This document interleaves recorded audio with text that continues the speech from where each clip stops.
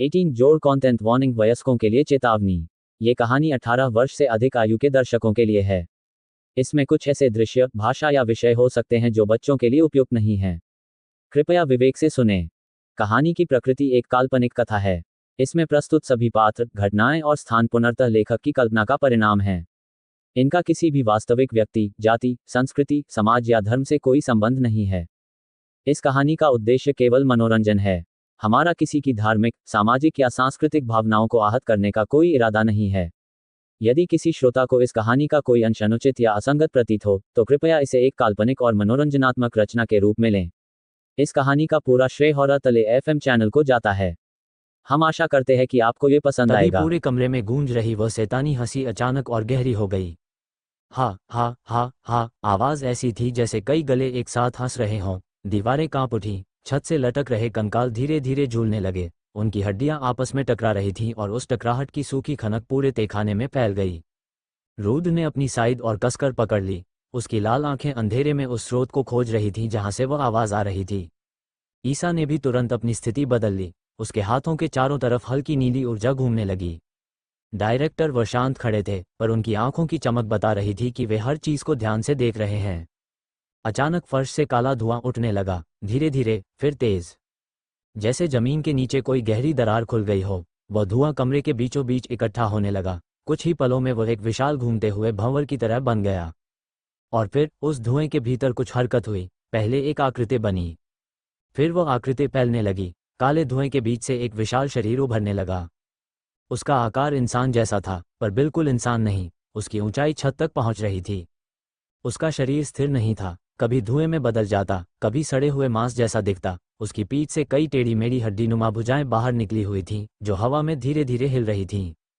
उसकी छाती के बीच एक काला गड्ढा था, और उस गड्ढे के अंदर चेहरे थे, सैकड़ों चेहरे, रोती हुई लड़कियां, चीखती आंखें, खाली मुंह। वे सब उस काले गड्ढे के अंदर कैद थे। रूद की सांस भारी हो गई। तो तुम आ ही गए, दानव की आवाज पूरे कमरे में गूंज उठी। वह आवाज किसी एक गले से नहीं निकल रही थी, वो उन सभी आत्माओं के गलों से मिलकर बन रही थी। ईसा ने धीरे से फुसफुसाया, ये सिर्फ दानव नहीं है, यह आत्माओं का कैदखाना है। दानव हंसा, सही पहचाना। अचानक उसकी पीठ से निकली एक हड्डीनुमा भुजा हवा में उठी, और उसी पल छत से लटके कई कंकाल झटके से नीचे गिर पड़े। जैसे ही वे जमीन पर गिरे, उनकी हड्डियां हिलने लगीं। धीरे धीरे, फिर अचानक वे खड़े हो गए। उनकी गर्दनें उल्टी दिशा में मुड़ी हुई थीं। कुछ के हाथ टूटे हुए थे, कुछ के पैरों में अभी भी जंजीरें बंधी थीं, पर वे सब हिल रहे थे, जीवित कठपुतलियों की तरह। उनकी खाली आंखों के गड्ढों में हरी रोशनी जल उठी, और अगले ही पल वे सब एक साथ रूद की ओर दौड़ पड़े। रूद ने बिना देर किए साइड घुमाई। बैंगनी आभा हवा को चीरती हुई निकली। पहला कंकाल 2 टुकड़ों में बट गया, दूसरे का सिर उड़ गया, तीसरे की जंजीर कट गई और उसका शरीर दूर जा गिरा। पर वे शांत नहीं हुए। उनके टुकड़े जमीन पर तड़पने लगे। कुछ ही सेकंड में वे टुकड़े फिर से हिलने लगे। टूटी हड्डियां खिसककर वापस जुड़ने लगी। रूद ने दांत भींच लिए। दानव की हंसी और तेज हो गई। ये मरते नहीं, उसने अपनी विशाल भुजाएं फैलाईं। ये मेरे हैं। अचानक फर्श से काले हाथ निकलने लगे। दर्जनों, सैकड़ों, वे हाथ जमीन से बाहर निकलकर रूद के पैरों को पकड़ने लगे। ईसा ने तुरंत अपनी हथेली आगे बढ़ाई। उसके हाथ से नीली आग की तरह चमकती ऊर्जा निकली और जमीन पर फैली। कई काले हाथ तुरंत जलकर गायब हो गए। डायरेक्टर व ने भी धीरे धीरे मंत्र पढ़ना शुरू किया। उनके चारों ओर नीली रोशनी का एक गोल घेरा बन गया। जैसे ही वह रोशनी फैली, कई आत्माएं पीछे हट गईं। पर दानव बिल्कुल नहीं हिला। वह धीरे धीरे आगे झुका। उसकी छाती के भीतर कैद आत्माएं चीखने लगीं, तुम लोग उन्हें बचाने आए हो? वो फिर हंसा, तुम बहुत देर से आए हो। अचानक उसकी छाती से काली ऊर्जा की एक लहर निकली। वह लहर हवा में फैल गई, और अगले ही पल कमरे में दर्जनों पारदर्शी आकृतियां दिखाई देने लगीं। लड़कियों की आत्माएं, उनके चेहरे दर्द से भरे हुए थे। उनकी आंखों में खालीपन था, पर वे रो नहीं रही थीं। वे हमला कर रही थीं। एक साथ वे हवा में तैरते हुए रूद की ओर झपट पड़ीं। रूद ने साइड घुमाई, पर इस बार वार खाली हवा को चीर गया, क्योंकि वे सिर्फ शरीर नहीं थीं, वे आत्माएं थीं। कुछ ही पलों में दर्जनों आत्माएं उसके चारों ओर घूमने लगीं। उनकी चीखें उसके कानों में गूंजने लगीं, हमें छोड़ दो, हमें मुक्त करो, हमें दर्द हो रहा है। रूद की मुट्ठी और कस गई। वो समझ गया था, ये दुश्मन नहीं थीं, ये कैदी थीं। ईसा ने पीछे से आवाज लगाई, रूद। वो उसकी तरफ मुड़ा। ईसा और डायरेक्टर वह अब आत्माओं से घिरे हुए थे। ईसा अपनी ऊर्जा से उन्हें पीछे धकेल रही थी। डायरेक्टर व मंत्रों से एक एक आत्मा को रोक रहे थे। ईसा चिल्लाई, हम इन्हें रोकते हैं। डायरेक्टर व ने गंभीर आवाज में कहा, तुम दानव तक पहुंचो। रूद ने उनकी तरफ देखा, फिर उस विशाल दानव की ओर। दानव मुस्कुरा रहा था। आओ, उसने अपनी विशाल भुजाएं फैलाते हुए कहा। देखते हैं तुम कितना लड़ सकते हो। रूद ने साइड सीधी पकड़ी। उसके चारों तरफ बैंगनी आभा फिर से घूमने लगी और फिर वह सीधा दानव की ओर दौड़ पड़ा। अंडस्को रूद जैसे ही दानव की ओर दौड़ा, कमरे की हवा अचानक भारी हो गई। ऐसा लगा जैसे पूरा तहखाना उसकी इस हरकत से जाग उठा हो। दीवारों में दरारें और गहरी हो गईं और छत से लटक रहे कंकाल तेजी से झूलने लगे। दानव ने अपनी विशाल भुजा उठाई। अगले ही पल काली ऊर्जा की एक लहर पूरे कमरे में फैल गई और उसी के साथ दर्जनों आत्माएं एक साथ रूद की ओर झपट पड़ीं। वे अब पहले से अलग दिख रही थीं। उनके चेहरे विकृत हो गए थे, आंखों में हरी चमक थी और उनके हाथ पंजों की तरह मुड़ गए थे। रूद, ईसा चिल्लाई, पर वह रुकने वाला नहीं था। उसने साइड घुमाई, बैंगनी ऊर्जा की तेज लहर निकली और सामने आ रही 3 आत्माएं पीछे जा गिरीं। लेकिन अगले ही पल और आत्माएं उसके सामने आ गईं। उनकी चीखें पूरे कमरे में गूंज रही थीं। हमें छोड़ दो, दर्द, मुक्ति। रूद के कदम एक पल के लिए धीमे पड़ गए।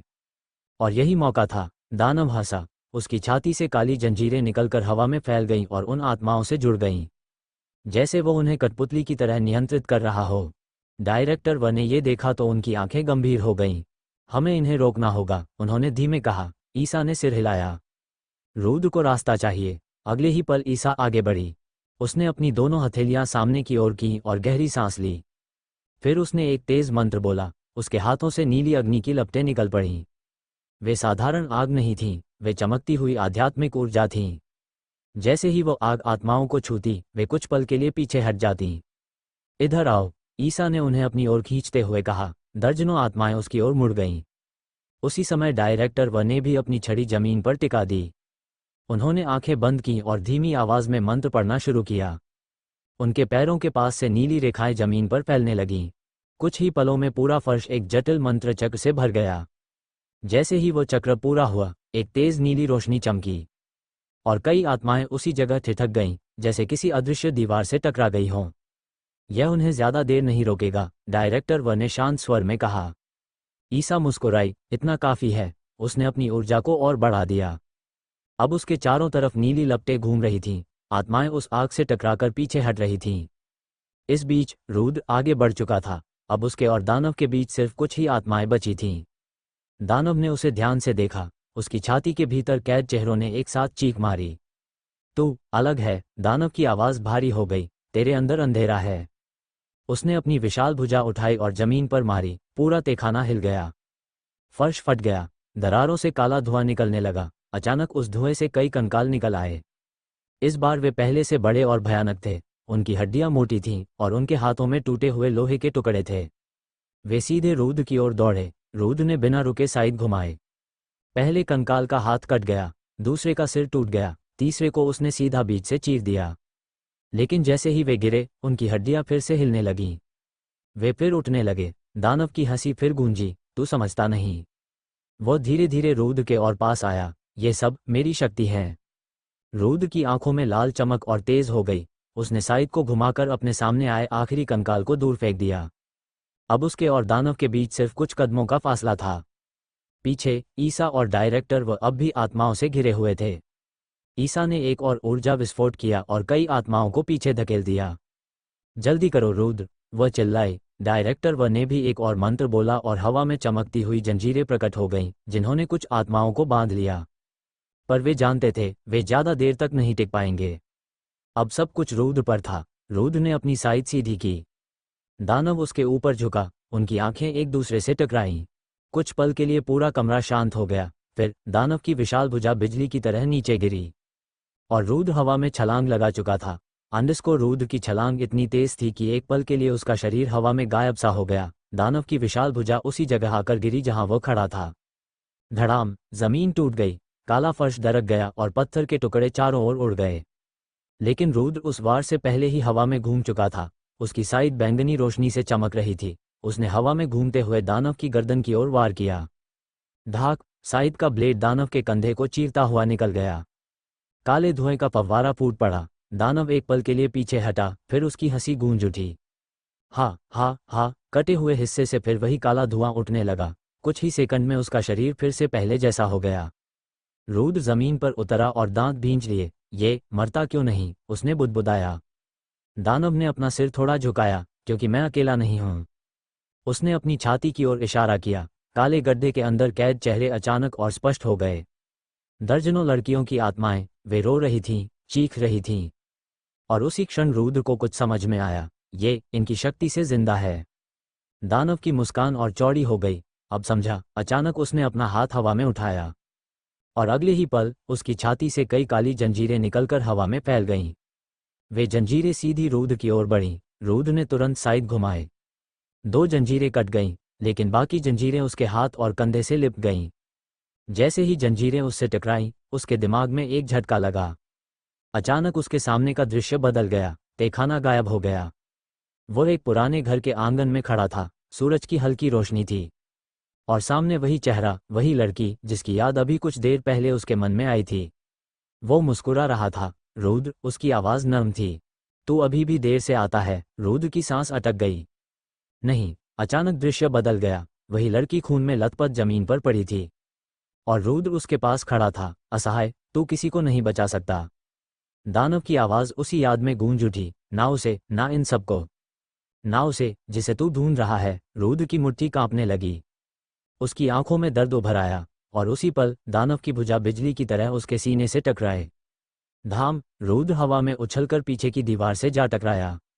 दीवार टूट गई। पत्थर गिर पड़े। उसकी साइड हाथ से छूटते छूटते बची। उसके होठों से खून की पतली धार बह निकली। दानव धीरे धीरे उसकी ओर बढ़ने लगा।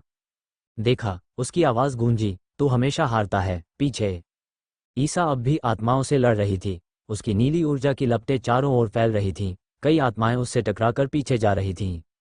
डायरेक्टर वह मंत्र पढ़ते हुए हवा में चमकती जंजीरें बना रहे थे जो आत्माओं को कुछ पल के लिए बांध देती थीं।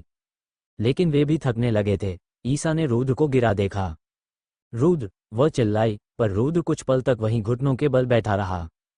उसकी सांस भारी थी। उसके कानों में अभी भी वही आवाज़ गूंज रही थी, तू किसी को नहीं बचा सकता। फिर उसे एक और आवाज़ सुनाई दी, बहुत धीमी, कमज़ोर। भैया। रूद की आंखें धीरे धीरे ऊपर उठीं। उसने देखा, दानव की छाती के अंदर कैद आत्माओं में से एक चेहरा बाकी सबसे अलग था। रामू काका की बेटी। उसकी आंखों में आंसू थे। उसके होंठ हिल रहे थे। हमें मुक्त करो। रूद का दिल जोर से धड़क उठा। उसने फिर से साइड कसकर पकड़ी। अब उसे समझ आ गया था, दानव की ताकत उसका शरीर नहीं था, उसकी ताकत वे आत्माएं थीं। अगर उन्हें मुक्त कर दिया जाए तो दानव कमजोर हो जाएगा। दानव उसके सामने आकर रुक गया। उसकी विशाल छाया रूद के ऊपर पड़ रही थी। खत्म हो गया?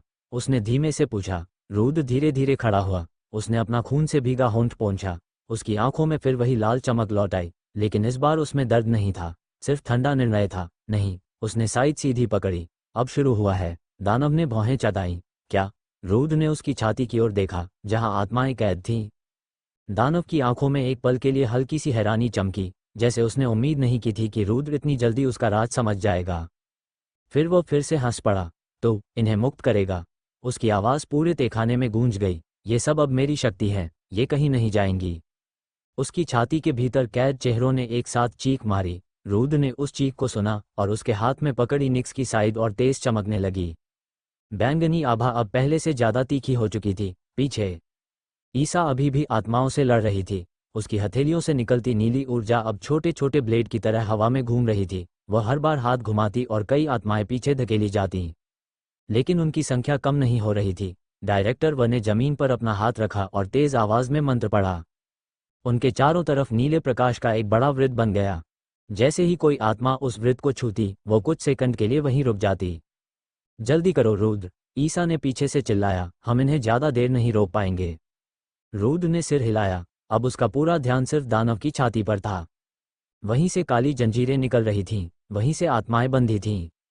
दानव ने उसकी नज़र समझ ली। उसने अपनी विशाल भुजाएं फैलाकर रास्ता रोक लिया। तू वहां तक नहीं पहुंचेगा। अगले ही पल उसकी भुजा हवा को चीरती हुई रूद की ओर आए। रूद तुरंत झुका। भुजा उसके सिर के ऊपर से निकल गई और पीछे की दीवार तोड़ गई। रूद ने उसी पल मौका देखा। वो आगे झपटा। साइड हवा में चमकी। धाक, ब्लेड सीधा दानव की छाती से निकली एक काली जंजीर पर पड़ा। जंजीर कट गई और उसी क्षण एक तेज सफेद रोशनी फूटी। दानव दर्द से गरजा। आग! उसकी छाती के भीतर कैद एक आत्मा अचानक चमक उठी। वह बाकी आत्माओं से अलग हो गई। कुछ पल के लिए वह हवा में तैरती रही। उसके चेहरे पर दर्द था, लेकिन साथ ही राहत भी। फिर वो धीरे धीरे ऊपर उठने लगी। दानव ने तुरंत दूसरी जंजीरें उसकी ओर भेजीं। नहीं, वह गरजा। लेकिन रुद्र पहले ही फिर से वार कर चुका था। दूसरी जंजीर भी कट गई। अब वो आत्मा पूरी तरह मुक्त हो गई। वो कुछ पल के लिए रुद्र की ओर देखती रही। उसकी आंखों में कृतज्ञता थी, फिर वो रोशनी बनकर ऊपर अंधेरे में गायब हो गई। दानव गुस्से से कांप उठा। उसकी आवाज़ अब पहले से कहीं ज़्यादा भयानक हो गई थी। तू मेरी शक्ति छीन रहा है। उसने जमीन पर इतनी जोर से वार किया कि पूरा तहखाना हिल गया। छत से पत्थर गिरने लगे, दीवारों की दरारें और चौड़ी हो गईं। लेकिन रुद्र अब रुकने वाला नहीं था। उसने फिर साइड उठाए। एक और वार। तीसरी जंजीर कट गई, फिर चौथी। हर बार एक आत्मा चमक उठती और मुक्त हो जाती। पीछे ईसा ने ये देखा तो उसके चेहरे पर हल्की मुस्कान आ गई। वो समझ गया। उसने धीमे कहा। डायरेक्टर व ने भी सिर हिलाया। हाँ, लेकिन उसी समय कई आत्माएं एक साथ उनकी ओर झपट पड़ीं। ईसा ने तुरंत अपने दोनों हाथ जमीन पर मारे। नीली ऊर्जा का विस्फोट हुआ। कई आत्माएं पीछे जा गिरीं। डायरेक्टर व ने हवा में एक और मंत्र चक्र बनाया जो चमकती जंजीरों में बदल गया। उन जंजीरों ने दर्जनों आत्माओं को कुछ पल के लिए बांध लिया। हम इन्हें रोकते रहेंगे, ईसा ने चिल्लाया। तू बस काटता रह। इस बीच रुद्र लगातार वार कर रहा था। हर वार के साथ एक नई जंजीर टूटती। हर जंजीर के टूटने पर एक नई आत्मा मुक्त होती। दानव की छाती अब पहले जैसी शक्तिशाली नहीं दिख रही थी। उसकी आकृति डगमगाने लगी। उसका शरीर कभी धुएं में बदलता, कभी फिर से ठोस होता। और तभी रुद्र की नज़र एक खास चेहरे पर पड़ी। रामू काका की बेटी। वो अभी भी बंधी हुई थी, बाकी आत्माओं से ज़्यादा मजबूत जंजीरों में। उसकी आंखों में आंसू थे। उसने धीमे से कहा, भैया। रुद्र का दिल जोर से धड़का। उसने साइड और कसकर पकड़ ली। बस, उसने धीरे से कहा, एक और वह सीधा उस जंजीर की ओर दौड़ पड़ा जो उसे बांधे हुए थी। दानव ने ये देखा, और इस बार उसके चेहरे पर डर की हल्की झलक दिखाई दी। अंडस को दानव की आंखों में पहली बार डर की हल्की झलक दिखाई दी। जैसे ही रुद्र रामू काका की बेटी को बांधे हुए काली जंजीरों की ओर दौड़ा, दानव की पूरी देह हिंसक तरीके से कांप उठी। नहीं, उसकी आवाज़ इतनी भयानक थी कि पूरा तहखाना गूंज उठा। अगले ही पल उसकी पीठ से निकली सभी हड्डीनुमा भुजाएं एक साथ रुद्र की ओर बढ़ीं। वे बिजली की तरह तेज थीं, जैसे किसी मकड़ी के पैर शिकार को जकड़ने के लिए झपटते हैं। रुद्र ने साइड घुमाई। पहली भुजा कट गई, दूसरी भी। लेकिन तीसरी भुजा उसके कंधे से टकराई। धाम! वो कुछ कदम पीछे फिसल गया। दानव ने मौका नहीं छोड़ा। उसकी छाती से अचानक सैकड़ों काली जंजीरें बाहर निकलीं और हवा में लहराने लगीं। वे जंजीरें आत्माओं से जुड़ी थीं, और जैसे ही वे हिलतीं, पूरे कमरे में चीखें गूंज उठतीं। पीछे ईसा और डायरेक्टर व अब लगभग आत्माओं के समंदर में घिरे हुए थे। ईसा के माथे पर पसीना चमक रहा था, लेकिन उसके हाथ अभी भी तेजी से चल रहे थे। वो अपनी नीली ऊर्जा को धारदार चक्रों की तरह हवा में फेंक रही थी। हर वार से कई आत्माएं पीछे हटतीं। डायरेक्टर व ने अपना हाथ ऊपर उठाया और जोर से मंत्र पढ़ा। ओम श्रृंखला विमोचन! उनकी आवाज़ के साथ ही हवा में चमकती हुई आध्यात्मिक जंजीरें प्रकट हो गईं। वे कई आत्माओं को पकड़कर कुछ पल के लिए रोकने लगीं। लेकिन उनकी संख्या इतनी ज्यादा थी कि हर पल नई आत्माएं सामने आ रही थीं। ईसा ने दांत भींचे। रुद्र! वह चिल्लाई, हम ज्यादा देर नहीं टिकेंगे। रुद्र ने उनकी आवाज़ सुनी। उसने गहरी सांस ली। उसकी आंखों की लाल चमक और तेज हो गई। बस थोड़ा और। वह फिर से दानव की ओर दौड़ा। दानव अब पूरी तरह क्रोधित हो चुका था। उसकी देह अब पहले से कहीं बड़ी और विकृत हो गई थी। उसका शरीर फैलने लगा। उसकी पीठ से और भी भुजाएं निकल आईं। तू मुझे कमजोर कर रहा है, वह गरजा। उसने अपनी विशाल भुजा उठाकर जमीन पर मारी। धाम! पूरा तहखाना हिल उठा। दीवारें टूटने लगीं। छत से पत्थर गिरने लगे। काली पहाड़ी सोसाइटी की पूरी बिल्डिंग कांप रही थी। लेकिन रुद्र अब रुकने वाला नहीं था। वह सीधा उस जगह पहुंचा जहां रामू काका की बेटी की आत्मा बंधी हुई थी। उसकी जंजीरें बाकी सबसे मोटी थीं, काली, जली हुई, जैसे उनमें नफरत भरी हो। रुद्र ने साइड उठाई। दानव ने आखिरी कोशिश की। उसकी सारी भुजाएं एक साथ रुद्र पर झपटीं, लेकिन उसी क्षण पीछे से नीली रोशनी का विस्फोट हुआ। ईसा हवा में छलांग लगाकर दानव की एक भुजा पर आ गिरी। उसने अपनी ऊर्जा से उसे जला दिया। करो! वो चिल्लाए। उसी समय डायरेक्टर व ने दोनों हाथ ऊपर उठाए और एक अंतिम मंत्र पढ़ा। उनके चारों ओर का मंत्र चक्र चमक उठा। सैकड़ों आत्माएं कुछ सेकंड के लिए वहीं रुक गईं। अभी डायरेक्टर व की आवाज गूंजी। रुद्र ने साइड पूरी ताकत से घुमाए। धाक, ब्लेड सीधा उस काली जंजीर पर गिरा। एक पल के लिए सब कुछ शांत हो गया। फिर जंजीर टूट गई। एक तेज सफेद रोशनी पूरे कमरे में फैल गई। रामू काका की बेटी की आत्मा चमक उठी। उसकी आंखों में दर्द की जगह शांति आ गई। भैया, उसने धीमे से कहा। रुद्र की सांस रुक गई, लेकिन इससे पहले कि वो कुछ कह पाता, बाकी आत्माएं भी अचानक चमकने लगीं, जैसे किसी ने उनके बंधन एक साथ खोल दिए हों। सैकड़ों, हजारों आत्माएं, सब मुक्त हो चुकी थीं। दानव ने एक भयानक चीख मारी। नहीं, उसका शरीर टूटने लगा। काली ऊर्जा उसके अंदर से बाहर निकलने लगी। अब वो पहले जितना शक्तिशाली नहीं था। मुक्त आत्माएं धीरे धीरे रुद्र के चारों ओर इकट्ठा होने लगीं। उनकी आंखों में अब डर नहीं था, सिर्फ कृतज्ञता और क्रोध। उन सब ने एक साथ दानव की ओर देखा। रामू काका की बेटी की आत्मा सबसे आगे आए। उसने रुद्र की ओर देखा। अब इसे खत्म करो। रुद्र ने साइड कसकर पकड़ी। उसके चारों ओर अब बैंगनी आभा के साथ सफेद रोशनी भी घूमने लगी। मुक्त आत्माओं की शक्ति उसके साथ मिल गई थी। दानव पीछे हटने लगा। पहली बार वो सच में डर गया था। रुद्र धीरे धीरे उसकी ओर बढ़ा, और इस बार वो अकेला नहीं था। आंडिस को दानव अब पीछे हट रहा था। उसका विशाल शरीर डगमगा रहा था। काली ऊर्जा उसके शरीर से धुएं की तरह बाहर निकल रही थी। अभी कुछ ही क्षण पहले जो दानव पूरे तहखाने पर राज कर रहा था, अब उसकी ताकत टूट चुकी थी। उसकी आंखों में अब गुस्सा नहीं, डर था। रुद्र धीरे धीरे उसकी ओर बढ़ रहा था। उसके चारों तरफ अब बैंगनी आभा के साथ सफेद रोशनी भी घूम रही थी। मुक्त हुई आत्माएं उसके पीछे हवा में तैर रही थीं। सैकड़ों, हजारों चमकती आकृतियां। उनकी उपस्थिति से पूरा अंधेरा तहखाना उजाले से भरने लगा। दानव गरजा, तुम सब वापस मेरे पास आओ। उसने अपनी छाती से फिर काली जंजीरें निकालने की कोशिश की, लेकिन इस बार कुछ नहीं हुआ। वे आत्माएं अब उसकी नहीं थीं। रामू काका की बेटी की आत्मा सबसे आगे आई। उसकी आंखों में अब डर नहीं था। उसने रुद्र की ओर देखा और हल्का सा सिर झुका दिया। अब इसे खत्म करो। रुद्र ने साइद को दोनों हाथों से कसकर पकड़ा। निक्स का ब्लेड अब पहले से कहीं ज्यादा चमक रहा था, जैसे उसमें सैकड़ों आत्माओं की शक्ति भर गई हो। दानव ने आखिरी बार हमला किया। उसकी सारी भुजाएं एक साथ रुद्र की ओर बढ़ीं। लेकिन उसी पल मुक्त आत्माएं आगे बढ़ीं। वे रोशनी की लहर की तरह दानव से टकराईं। उनकी चीखें अब दर्द की नहीं थीं, वह क्रोध था, न्याय था। दानव की भुजाएं एक एक करके टूटने लगीं। उसका शरीर बिखरने लगा। नहीं, वह चीखा, लेकिन अब बहुत देर हो चुकी थी। रुद्र हवा में छलांग लगा चुका था। उसकी साइड चमकती हुई बिजली की तरह नीचे गिरी। धाक, ब्लेड सीधा दानव की छाती के बीचों बीच धंस गया। एक पल के लिए पूरा तहखाना सफेद रोशनी से भर गया। फिर एक भयानक विस्फोट हुआ। काली ऊर्जा चारों तरफ फट गई। दानव की चीख पूरे काली पहाड़ी में गूंज उठी, और फिर उसका शरीर धीरे धीरे धुएं में बदलने लगा। उसकी आंखों की हरी आग बुझ गई। कुछ ही सेकंड में वह पूरी तरह गायब हो गया। दानव खत्म हो चुका था। लेकिन उसी समय पूरी बिल्डिंग जोर जोर से हिलने लगी। छत टूटने लगी, दीवारें दरक गईं। ईसा ने ऊपर देखा। ये जगह गिरने वाली है। डायरेक्टर व ने तुरंत कहा, हमें अभी बाहर निकलना होगा। रुद्र ने एक आखिरी बार तहखाने की ओर देखा, जहां अभी कुछ देर पहले अंधेरा और मौत थी। अब वहां सिर्फ चमकती आत्माएं थीं। तीनों जल्दी जल्दी तहखाने से बाहर की ओर दौड़ पड़े। जैसे ही वे बिल्डिंग से बाहर निकले, पीछे पूरी काली पहाड़ी सोसाइटी चरमराने लगी। कुछ ही सेकंड बाद धड़ाम, पूरी बिल्डिंग जमीन पर ढह गई। धूल का विशाल बादल हवा में फैल गया। कुछ देर तक चारों तरफ सिर्फ सन्नाटा था। फिर धीरे धीरे आसमान हल्का होने लगा। रात खत्म हो रही थी। पूर्व दिशा में सूरज की पहली किरणें दिखाई देने लगीं।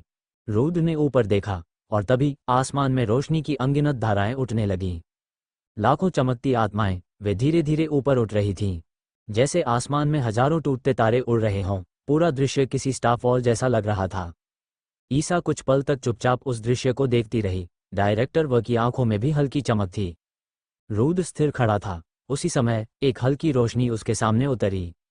रामू काका की बेटी की आत्मा। अब उसका चेहरा शांत था। उसने रुद्र की ओर देखा। धन्यवाद। रुद्र कुछ बोल नहीं पाया। कुछ क्षण की चुप्पी के बाद उसने धीरे से कहा, माफ करना, मैं देर से आया। लड़की ने हल्का सा सिर हिलाया। नहीं, तुम सही समय पर आए। फिर उसने रुद्र की आंखों में देखते हुए कहा, तुम जिसे ढूंढ रहे हो। रुद्र का दिल जोर से धड़कने लगा। उसका पुनर्जन्म हो चुका है। रुद्र की आंखें फैल गईं। लड़की ने आगे कहा, लेकिन उसकी नियति में मृत्यु लिखी है। हवा कुछ पल के लिए बिल्कुल शांत हो गई। अगर तुम उसे बचाना चाहते हो, उसने आसमान की ओर देखते हुए कहा, तो तुम्हें और भी शक्तिशाली बनना होगा। रुद्र की मुट्ठी धीरे धीरे कस गई। लड़की ने आखिरी बार मुस्कुराया। फिर उसकी आत्मा भी रोशनी में बदल गई और बाकी आत्माओं के साथ आसमान की ओर उड़ गई। कुछ ही देर में आसमान फिर शांत हो गया। सूरज पूरी तरह उग चुका था। रुद्र वहीं खड़ा आसमान को देख रहा था। उसकी आंखों में अब थकान नहीं थी, सिर्फ एक नया संकल्प था। पीछे खड़े डायरेक्टर व ने हल्की मुस्कान के साथ कहा, लगता है हमें सच में एक नया इन्वेस्टिगेटर मिल गया है। ईसा ने रुद्र की ओर देखा, और ये तो अभी बस शुरुआत है। सूरज की रोशनी काली पहाड़ी के मलबे पर फैल रही थी और रुद्र की कहानी अभी बस शुरू हुई थी। आंदस को सुबह की हल्की धूप अब मलबे पर फैल चुकी थी। काली पहाड़ी सोसाइटी की जगह अब सिर्फ टूटी हुई दीवारें, धूल और पत्थरों का ढेर बचा था। रात का भयावह अंधेरा जैसे सूरज की रोशनी में धीरे धीरे मिट रहा था। रुद्र कुछ देर तक आसमान को देखता रहा, जहां अभी कुछ ही क्षण पहले लाखों आत्माएं तारे बनकर विलीन हो गई थीं। उसकी सांस अब सामान्य हो चुकी थी, लेकिन उसके मन में कई सवाल थे। वह धीरे धीरे मुड़ा और ईसा की तरफ चलकर आया। ईसा अभी भी मलबे की ओर देख रही थी। उसके चेहरे पर वही कठोर शांति थी जो लड़ाई के दौरान थी। रुद्र उसके सामने आकर रुक गया। कुछ पल दोनों के बीच खामोशी रही। फिर रुद्र ने पूछा, तुम्हें मुझ पर इतना भरोसा क्यों है? ईसा ने उसकी तरफ देखा, लेकिन तुरंत जवाब नहीं दिया। रुद्र ने फिर कहा, जब हम तहखाने में थे, तुमने बिना सोचे मुझे दानव तक जाने दिया। तुम जानती भी नहीं कि मैं कौन हूं, फिर भी। ईसा के होठों पर हल्की सी मुस्कान आई। तुम सच में जानना चाहते हो? उसने पूछा। रुद्र ने सिर हिलाया। अंडरस्कोर। ईसा ने धीरे से अपना दाहिना हाथ उठाया। तभी रुद्र की नज़र अपने हाथ पर गई। उसकी उंगली में एक काली अंगूठी थी, वही अंगूठी जो भूतिया दुल्हन ने रुद्र को सगाई की निशानी के रूप में पहनाई थी। उसे देखते ही रुद्र की भौहें हल्के से सिकुड़ गईं। यह क्या है? ईसा ने अंगूठी को देखते हुए धीमे से कहा। इसका एक इतिहास है। वो कुछ पल चुप रही, फिर बोली, जब तुम इसके बारे में जानोगे तब समझ जाओगे कि मुझे तुम पर भरोसा क्यों है। उसकी आवाज़ में एक रहस्य था, जैसे वो अभी सब कुछ बताना नहीं चाहती थी। रुद्र कुछ कहने ही वाला था कि पीछे से कदमों की आवाज़ आए। अंडरस्कोर। डायरेक्टर भी उनके पास आकर रुक गए। उनके हाथ में एक छोटा सा काला कार्ड था। उन्होंने वो कार्ड रुद्र की ओर बढ़ाया। रुद्र ने उसे लिया। कार्ड मोटे धातु जैसा महसूस हो रहा था। उस पर सुनहरे रंग से एक प्रतीक बना हुआ था, गरुड़, पंख फैलाए हुआ एक विशाल पक्षी। नीचे अंग्रेजी में कुछ शब्द लिखे थे। रुद्र ने धीरे से पढ़ा, इंडियन पैरानॉर्मल इन्वेस्टिगेटर एजेंसी। वो चौंक कर डायरेक्टर व की ओर देखने लगा। डायरेक्टर व ने हल्की मुस्कान के साथ कहा, हम लोग यहीं काम करते हैं। उन्होंने आसपास फैले मलबे की ओर इशारा किया। भारत में ऐसी बहुत सी जगहें हैं जहां सामान्य दुनिया खत्म हो जाती है और कुछ और शुरू होता है। ईसा हल्का सा हंसी, और वहां अक्सर मुसीबत भी होती है। डायरेक्टर व ने आगे कहा, इस एजेंसी में हर कोई शामिल नहीं हो सकता। यहां आने के लिए किसी व्यक्ति के पास असामान्य क्षमताएं होनी चाहिए। उन्होंने रुद्र की आंखों में देखते हुए कहा, जैसी तुम्हारे पास हैं। रुद्र चुप रहा। डायरेक्टर व ने शांत आवाज में आगे कहा, अगर तुम चाहो तो इसे ज्वाइन कर सकते हो। उन्होंने कार्ड की ओर इशारा किया। हम तुम्हें साधना सिखाएंगे, संसाधन देंगे, तकनीक देंगे, और ट्रेनिंग भी। ईसा ने मुस्कुराकर कहा, और हाँ, दुनिया के सबसे खतरनाक भूत प्रेतों से लड़ने का मौका भी। रुद्र ने कार्ड को अपने हाथ में घुमाया। गरुड़ का प्रतीक सुबह की रोशनी में चमक रहा था। कुछ पल तक वो कुछ नहीं बोला। फिर उसने धीरे से आसमान की ओर देखा। उसे वो आखिरी बात याद आई जो रामू काका की बेटी ने कही थी, अगर तुम उसे बचाना चाहते हो तो और शक्तिशाली बनो। रुद्र की उंगलियां कार्ड पर कस गईं। उसने फिर डायरेक्टर व की ओर देखा और धीरे से कहा, अगर मैं शामिल हुआ तो मुझे जवाब भी चाहिए होंगे। डायरेक्टर व की मुस्कान और गहरी हो गई। हमारे यहाँ जवाब भी मिलते हैं, ईसा ने मजाक में कहा, और मुसीबतें भी। तीनों कुछ पल तक वहीं खड़े रहे। सुबह का सूरज अब पूरी तरह निकल आया था। काली पहाड़ी की बर्बाद जमीन पर नई रोशनी फैल रही थी, और शायद रुद्र की जिंदगी में भी एक नई शुरुआत होने वाली थी। थोड़ी देर तक वहां सन्नाटा छाया रहा। ईसा और डायरेक्टर वह अपनी काली स्कॉर्पियो में बैठ चुके थे। इंजन की आवाज गूंजी और गाड़ी धीरे धीरे मलबे से भरी उस सड़क से आगे बढ़ने लगी। रुद्र वहीं खड़ा उन्हें जाते हुए देखता रहा। कुछ ही क्षणों में स्कॉर्पियो धूल के बादल के पीछे गायब हो गई। हवा में हल्की ठंडक थी। सूरज अब ऊपर चढ़ने लगा था, लेकिन उस जगह का माहौल अभी भी अजीब तरह से भारी था, जैसे जमीन के भीतर अभी भी अनगिनत कहानियां दबी हुई हों। रुद्र ने धीरे से सांस ली और अपनी नज़र काली पहाड़ी सोसाइटी के टूटे हुए ढेर की ओर घुमाए। जहां कभी एक विशाल बिल्डिंग खड़ी थी, अब वहां सिर्फ पत्थरों, लोहे की मुड़ी हुई सरियों और टूटी दीवारों का अंबार था। लेकिन वहां अब वो खामोशी नहीं थी जो कुछ देर पहले थी। पूरी जगह पर हलचल शुरू हो चुकी थी। चारों तरफ पुलिस की गाड़ियां खड़ी थीं, पीली पट्टियों से पूरे इलाके को घेर दिया गया था। पुलिस ऑफिसर इधर उधर भाग दौड़ कर रहे थे, कुछ लोग नोट्स लिख रहे थे, कुछ मलबे की तस्वीरें ले रहे थे। थोड़ी दूरी पर कई पंडित और पुजारी भी खड़े थे, वे जमीन के एक हिस्से में मंत्र पढ़ रहे थे। धूप और हवन की हल्की खुशबू हवा में फैल रही थी। शायद उन आत्माओं के लिए अंतिम शांति का अनुष्ठान किया जा रहा था। मेडिकल टीम के लोग बड़े बड़े दस्ताने और मास्क पहने हुए मलबे के बीच काम कर रहे थे। कुछ लोग फावड़े से जमीन खोद रहे थे, कुछ स्ट्रेचर लेकर खड़े थे।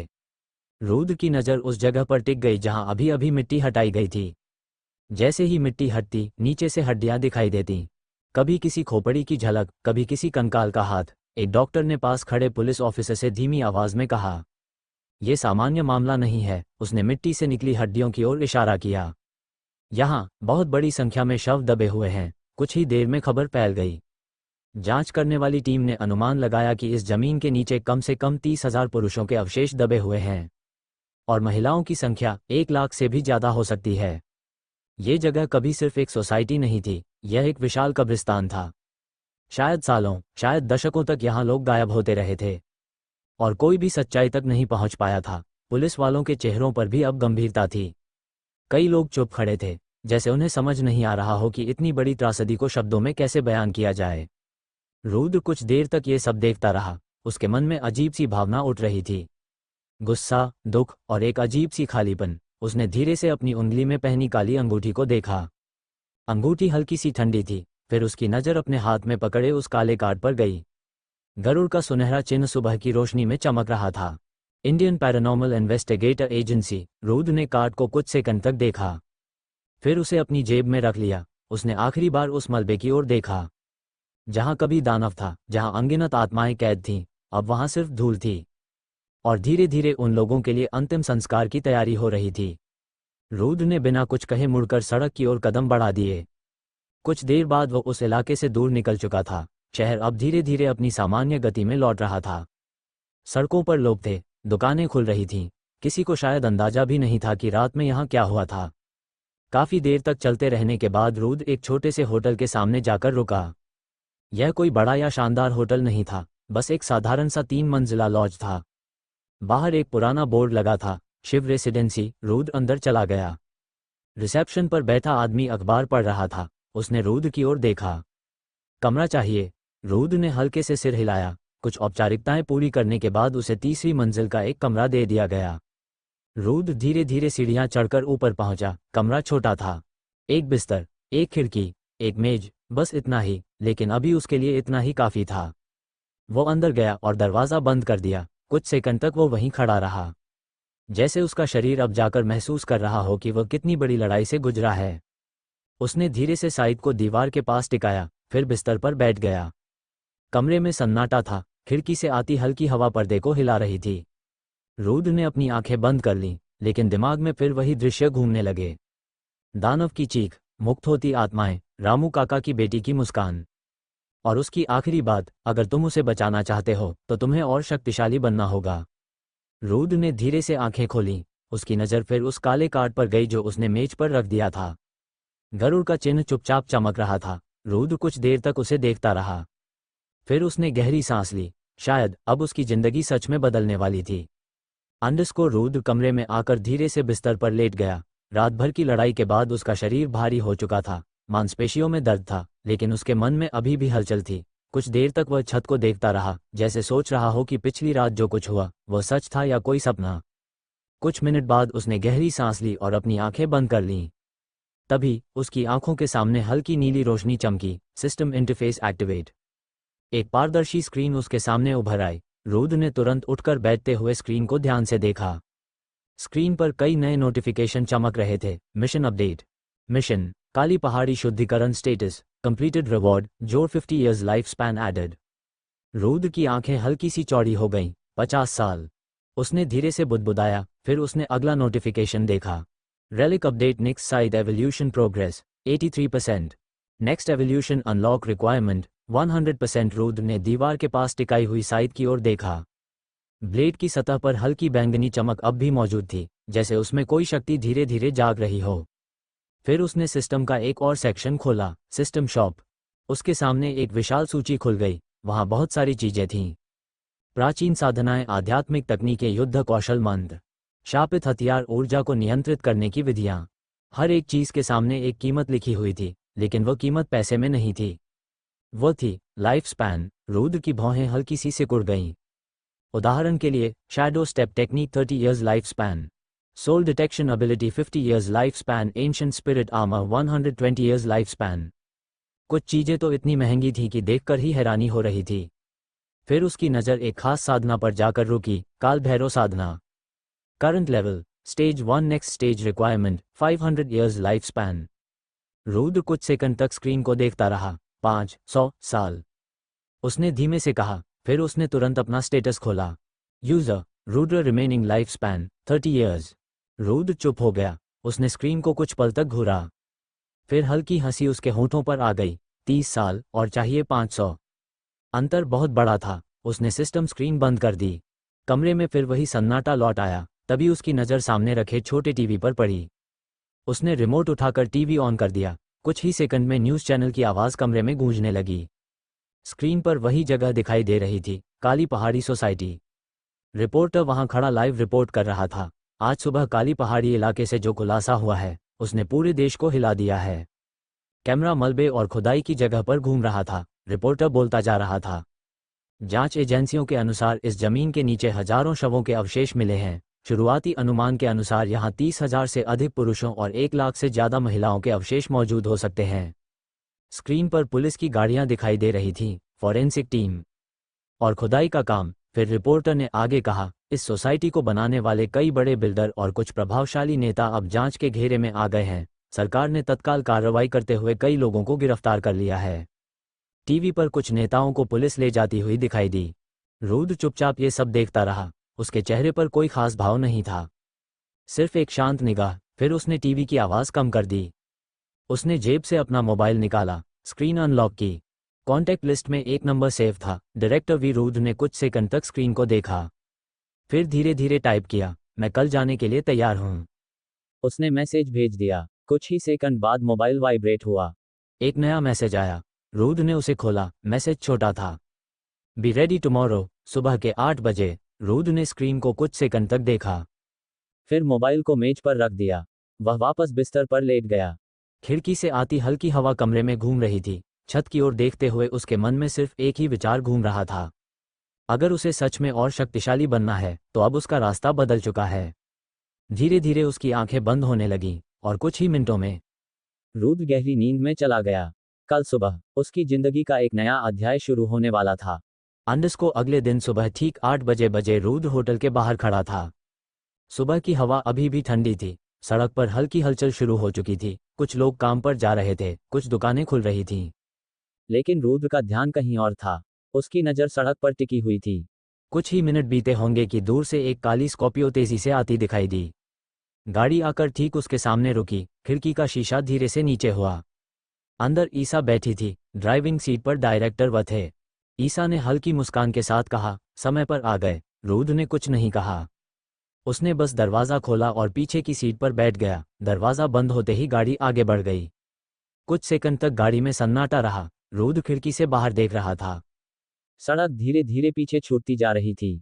कुछ देर बाद स्कॉर्पियो उस रास्ते से गुजरी जहां से दूर काली पहाड़ी सोसाइटी का मलबा दिखाई दे रहा था। अब वहां पुलिस और मीडिया की भीड़ और बढ़ गई थी। क्रेन और खुदाई मशीनें काम कर रही थीं। रुद्र कुछ पल तक उस जगह को देखता रहा। फिर गाड़ी मोड़ पर मुड़ी और वह जगह उसकी नज़रों से गायब हो गई। रामगढ़ शहर धीरे धीरे पीछे छूट गया। स्कॉर्पियो अब हाईवे पर दौड़ रही थी। कुछ देर तक किसी ने कुछ नहीं कहा। फिर ईसा ने पीछे मुड़कर पूछा, सो पाए थे? रुद्र ने हल्का सा सिर हिलाया। हाँ, डायरेक्टर व ने मुस्कुराते हुए कहा, अच्छा है, क्योंकि आगे जो देखने वाले हो उसके बाद शायद आराम से सोना मुश्किल हो जाए। रुद्र ने भौहें हल्की सी सिकोड़ लीं। क्यों? ईसा ने जवाब नहीं दिया।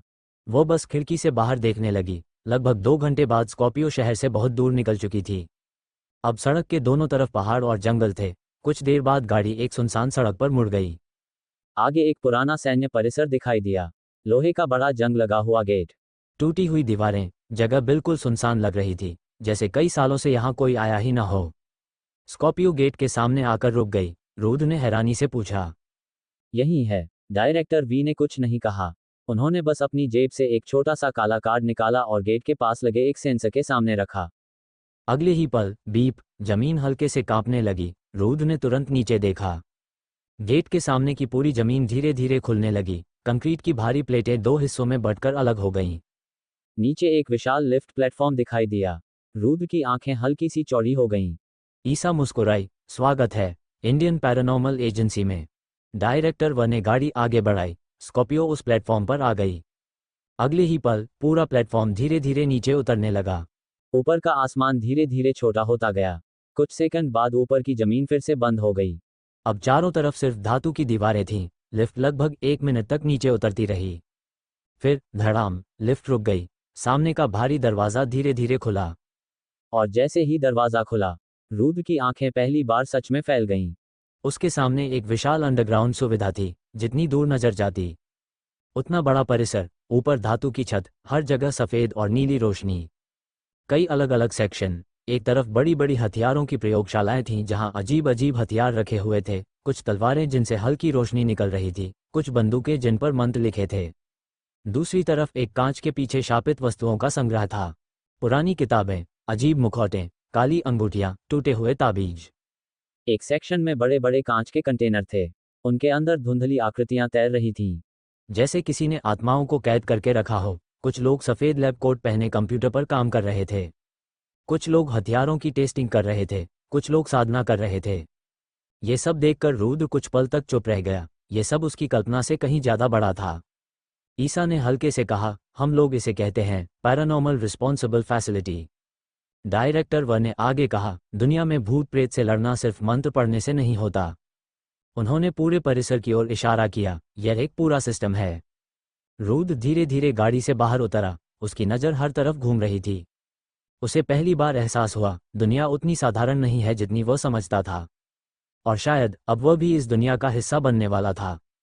अंडरस्को लिफ्ट का भारी दरवाज़ा खुलते ही स्कॉर्पियो धीरे धीरे उस विशाल भूमिगत परिसर के अंदर आ गई। रुद्र ने जैसे ही बाहर कदम रखा, उसकी आंखें कुछ पल के लिए ठहर गईं। उसके सामने जो दृश्य था वह किसी विज्ञान कथा फिल्म से कम नहीं था। पूरा परिसर एक विशाल अंडरग्राउंड शहर जैसा था। ऊपर धातु की ऊंची छत थी जिसमें सैकड़ों सफ़ेद और नीली लाइटें लगी थीं। दीवारों पर बड़े बड़े डिजिटल स्क्रीन लगे थे जिन पर अलग अलग जगहों की पैरानॉर्मल एक्टिविटी का डेटा दिख रहा था। कहीं लाल बिंदु चमक रहे थे, कहीं चेतावनी संकेत, कहीं पुराने केस फाइल। रुद्र धीरे धीरे आगे बढ़ा। उसकी नज़र हर तरफ घूम रही थी। दाईं ओर एक बड़ा ट्रेनिंग हॉल था। वहां कई लोग अभ्यास कर रहे थे। कोई तलवार से हवा को चीर रहा था। किसी के हाथों के चारों ओर नीली ऊर्जा घूम रही थी। एक आदमी ने जमीन पर एक गोलाकार मंत्र चक्र बनाया हुआ था और उसके बीच में खड़ा होकर वह कुछ मंत्र पढ़ रहा था। जैसे ही उसने मंत्र पूरा किया, उस वृत्त के अंदर की हवा अचानक चमक उठी। रुद्र कुछ सेकंड तक उसे देखता रहा। पहली बार देख रहे हो? पीछे से ईसा की आवाज आई। रुद्र ने हल्का सा सिर हिलाया। हाँ। ईसा उसके पास आकर खड़ी हो गई। ये सिर्फ शुरुआत है, वो मुस्कुराई और सामने की ओर इशारा किया। चलो, मैं तुम्हें असली जगह दिखाती हूँ। वे दोनों आगे बढ़े। कुछ ही कदम बाद वे एक बड़े कांच के कमरे के सामने आकर रुके। उसके अंदर कई अजीब अजीब चीजें रखी हुई थीं। पुरानी तलवारें, काले ताबीज, टूटी हुई मूर्तियां, एक पुराना मुखौटा जिसके चारों ओर काली धुंध तैर रही थी, एक अंगूठी जो खुद ब खुद हल्की हल्की चमक रही थी। रुद्र ने हैरानी से पूछा, ये सब क्या है? तभी पीछे से डायरेक्टर व की आवाज आई। Cursed artifact storage. रुद्र मुड़ा। डायरेक्टर व उसके पीछे खड़े थे। उन्होंने कांच के कमरे की ओर देखते हुए कहा, इनमें से हर एक चीज किसी न किसी पैरानॉर्मल घटना से जुड़ी हुई है। उन्होंने आगे कहा, कुछ हथियार हैं, कुछ शापित वस्तुएं और कुछ ऐसी चीजें जिन्हें हम पूरी तरह समझ भी नहीं पाए हैं। रुद्र की नज़र एक काले डिब्बे पर पड़ी। उसके ऊपर मोटे अक्षरों में लिखा था, डेंजर लेवल हाई। उसके अंदर एक पुरानी गुड़िया रखी थी, लेकिन उसकी आंखें जैसे रुद्र को ही घूर रही थीं। रुद्र ने तुरंत नजर हटा ली। ईसा हल्का सा हंसी। हाँ, पहली बार में सबको अजीब लगता है। फिर वे आगे बढ़े। कुछ ही देर बाद वे एक और सेक्शन में पहुंचे। ये जगह और भी अजीब थी। यहाँ बड़े बड़े कांच के सिलेंडर लगे थे। उनके अंदर धुंधली आकृतियां तैर रही थीं। कुछ मानवीय थीं, कुछ बिल्कुल नहीं। जैसे ही रुद्र पास आया, एक आकृति अचानक कांच के पास आकर टकराए। धाक! रुद्र एक कदम पीछे हट गया। कांच के अंदर एक भयानक चेहरा उसे घूर रहा था। डायरेक्टर व ने शांत स्वर में कहा, घबराने की जरूरत नहीं है, ये सब कैप्चर्ड स्पिरिट्स हैं। उन्होंने आगे कहा, कुछ आत्माएं इतनी खतरनाक होती हैं कि उन्हें नष्ट करना आसान नहीं होता, इसलिए हम उन्हें यहाँ कैद करके रखते हैं। रूद चुपचाप उन्हें देखता रहा। उसके मन में एक ही बात चल रही थी, ये दुनिया कितनी बड़ी है और वह इसके बारे में कितना कम जानता था। कुछ देर बाद वे एक बड़े हॉल में पहुंचे। ये जगह बाकी सबसे अलग थी। यहाँ लोग कंप्यूटर पर काम कर रहे थे। किसी स्क्रीन पर किसी गांव का नक्शा था, किसी पर पैरानॉर्मल एनर्जी का ग्राफ, किसी पर पुराने केस फाइल। डायरेक्टर व ने रुककर रूद की ओर देखा। ये है गरुड़ एजेंसी हेडक्वार्टर्स। उन्होंने पूरे परिसर की ओर हाथ फैलाया। भारत में पैरानॉर्मल घटनाओं से निपटने वाली सबसे बड़ी संस्था। कुछ पल के लिए हॉल में सन्नाटा रहा। फिर डायरेक्टर व ने धीमी आवाज में कहा, तुमने कल रात जो देखा वो सिर्फ एक छोटा मामला था। उन्होंने आगे कहा, देश में सैकड़ों जगह ऐसी घटनाएं होती रहती हैं। ईसा ने हल्की मुस्कान के साथ जोड़ा, और कभी कभी उनसे भी ज्यादा खतरनाक चीजें। रूद कुछ सेकंड तक चुप रहा। फिर उसने पूछा, तो यहाँ काम करने वाले लोग सब मेरे जैसे हैं? डायरेक्टर वह हल्का सा मुस्कुराए, नहीं। उन्होंने सिर हिलाया।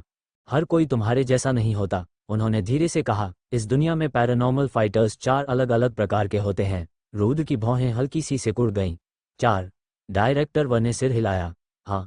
उन्होंने आगे कहा, और अगर तुम सच में इस एजेंसी का हिस्सा बनना चाहते हो तो तुम्हें यह समझना होगा कि इस दुनिया की शक्ति कैसे काम करती है। रूद की नज़र अब पूरी तरह उन पर टिक गई थी। डायरेक्टर व ने शांत आवाज में कहा, सबसे पहले स्पिरिचुअलिस्ट्स। डायरेक्टर व ने रूद को उस बड़े हॉल से बाहर निकलने का इशारा किया। वे तीनों धीरे धीरे चलते हुए एक और सेक्शन की ओर बढ़े। वहां दीवार पर एक बहुत बड़ा डिजिटल स्क्रीन लगा था। स्क्रीन पर दुनिया का नक्शा दिखाई दे रहा था और अलग अलग जगहों पर लाल और नीले बिंदु चमक रहे थे। डायरेक्टर वह स्क्रीन के सामने रुक गए। उन्होंने रूद की ओर देखा। तुमने पूछा था कि यहाँ काम करने वाले लोग सब तुम्हारे जैसे हैं या नहीं? रूद ने हल्का सा सिर हिलाया। हाँ। डायरेक्टर व ने स्क्रीन पर एक बटन दबाया। तुरंत स्क्रीन पर एक नया इंटरफेस खुल गया। उस पर 4 बड़े चिन्ह दिखाई दिए। 4 अलग अलग श्रेणियां। डायरेक्टर व ने कहा, इस दुनिया में पैरानॉर्मल फाइटर्स 4 प्रकार के होते हैं। उन्होंने पहला चिन्ह दिखाया। स्पिरिचुअलिस्ट। स्क्रीन पर कुछ लोग दिखाई दिए जो यज्ञ कर रहे थे, कुछ मंत्र पढ़ रहे थे, कुछ के सामने यंत्र बने हुए थे। डायरेक्टर व बोले, स्पिरिचुअलिस्ट वे लोग होते हैं जो आध्यात्मिक ऊर्जा को नियंत्रित करते हैं। उन्होंने समझाते हुए कहा, मंत्र, तंत्र, साधना, यज्ञ, देव शक्तियां, ये सब उनकी शक्ति का स्रोत होता है। ईसा ने बीच में कहा, भारत में ज्यादातर पुराने तांत्रिक और साधु इसी श्रेणी में आते हैं। स्क्रीन पर एक वीडियो चलने लगा। एक आदमी जमीन पर मंत्र चक्र बनाकर बैठा था। जैसे ही उसने मंत्र पूरा किया, उसके चारों ओर आग की एक दीवार खड़ी हो गई।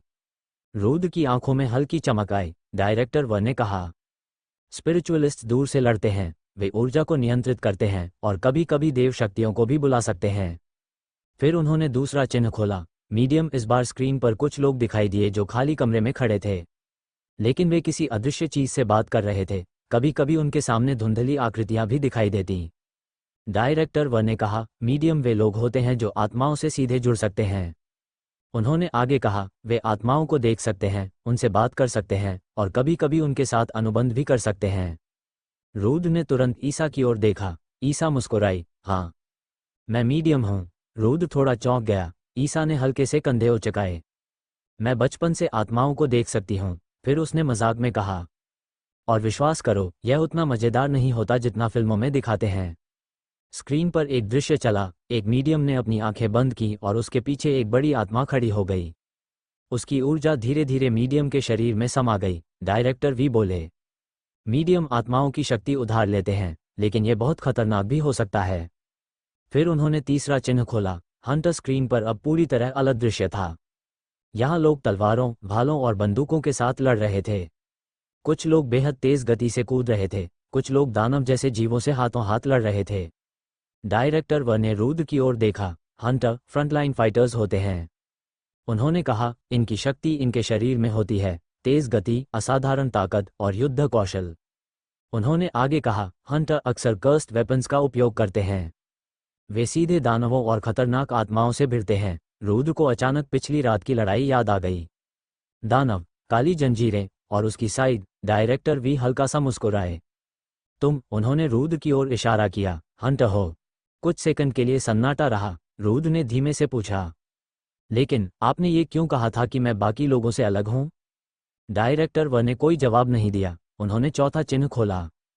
रेलिक यूजर्स इस बार स्क्रीन पर अलग अलग प्राचीन वस्तुएं दिखाई देने लगीं। तलवारें, अंगूठियां, मुखौटे, ताबीज। डायरेक्टर वी बोले, रेलिक यूजर्स वे लोग होते हैं जो प्राचीन वस्तुओं की शक्ति का उपयोग करते हैं। उन्होंने आगे कहा, इन रेलिक्स में अक्सर आत्माएं, शाप या प्राचीन ऊर्जा बंधी होती है। ईसा ने कहा, लेकिन हर रेलिक की एक कीमत होती है। डायरेक्टर व ने स्क्रीन पर एक केस दिखाया। एक आदमी ने एक काली तलवार पकड़ी हुई थी, लेकिन कुछ सेकंड बाद उसका शरीर काला होने लगा। उसकी आंखें बदल गईं, फिर वीडियो अचानक बंद हो गया। डायरेक्टर व ने गंभीर स्वर में कहा, अगर रेलिक तुम्हें स्वीकार नहीं करता तो वह तुम्हें नष्ट भी कर सकता है। रूद की नज़र अनजाने में अपने हथियार की ओर चली गई, उसकी साइड। निक्स, डायरेक्टर व ने उसी पल कहा, और अब सबसे दिलचस्प बात। उन्होंने स्क्रीन पर एक नई फाइल खोली। फाइल के ऊपर एक नाम चमक रहा था। निक्स साइड। रूद की आंखें हल्की सी सिकुड़ गईं। डायरेक्टर व ने कहा, यह कोई साधारण हथियार नहीं है। उन्होंने धीरे धीरे कहा, यह एक मिथिक रेलिक है। हॉल में कुछ सेकंड के लिए पूरी खामोशी छा गई। रूद ने पहली बार महसूस किया, शायद उसका हथियार उसकी सोच से कहीं ज्यादा खतरनाक और रहस्यमय था। और अभी उसकी पूरी कहानी सामने आनी बाकी थी। अंडरस्कोर। डायरेक्टर व ने स्क्रीन पर खुली फाइल की ओर इशारा किया। स्क्रीन पर बड़े अक्षरों में लिखा था, रेलिक क्लासिफिकेशन, मिथिक लेवल। नीचे उसी हथियार की तस्वीर थी जो अभी रूद के कंधे के पास टिका हुआ था। निक्स साइड। रूद की नज़र उस स्क्रीन पर टिक गई। ये इतनी खास क्यों है? उसने धीरे से पूछा।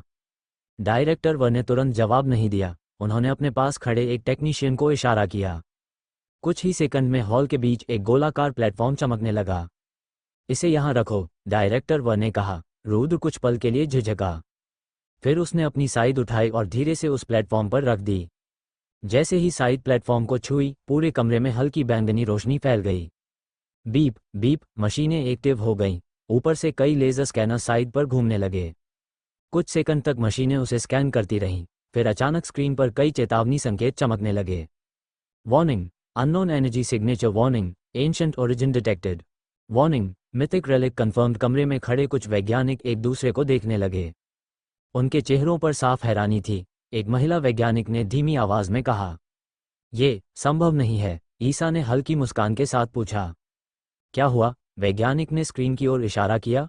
इस रेलिक की एनर्जी पैटर्न हमारी डेटाबेस में मौजूद किसी भी रेलिक से मैच नहीं कर रही। डायरेक्टर व ने शांत स्वर में कहा, क्योंकि यह रेलिक बहुत पुराना है। उन्होंने स्क्रीन पर एक और फाइल खोली। अब वहां एक पुरानी पेंटिंग दिखाई दे रही थी। एक काली छाया, हाथ में वही साइड। पेंटिंग के नीचे लिखा था, Nyx the harvester of souls. Rudra ने भौहें सिकोड़ लीं। निक्स, डायरेक्टर व ने धीरे से कहा, प्राचीन मिथकों में निक्स को अंधकार की देवी माना जाता था। उन्होंने आगे कहा जाता है कि उसके पास एक ऐसी साइड थी जो आत्माओं की ऊर्जा को काट सकती थी। रूद ने साइड की ओर देखा। उसे अचानक पिछली रात याद आए, जब उसने दानव की काली जंजीरें काटी थीं और आत्माएं मुक्त हो गई थीं। डायरेक्टर व बोले, यह वही हथियार हो सकता है? ईसा ने थोड़ा हैरानी से पूछा।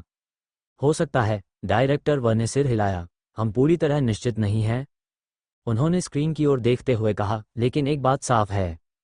उन्होंने रूद की ओर देखा, ये रेलिक साधारण नहीं है।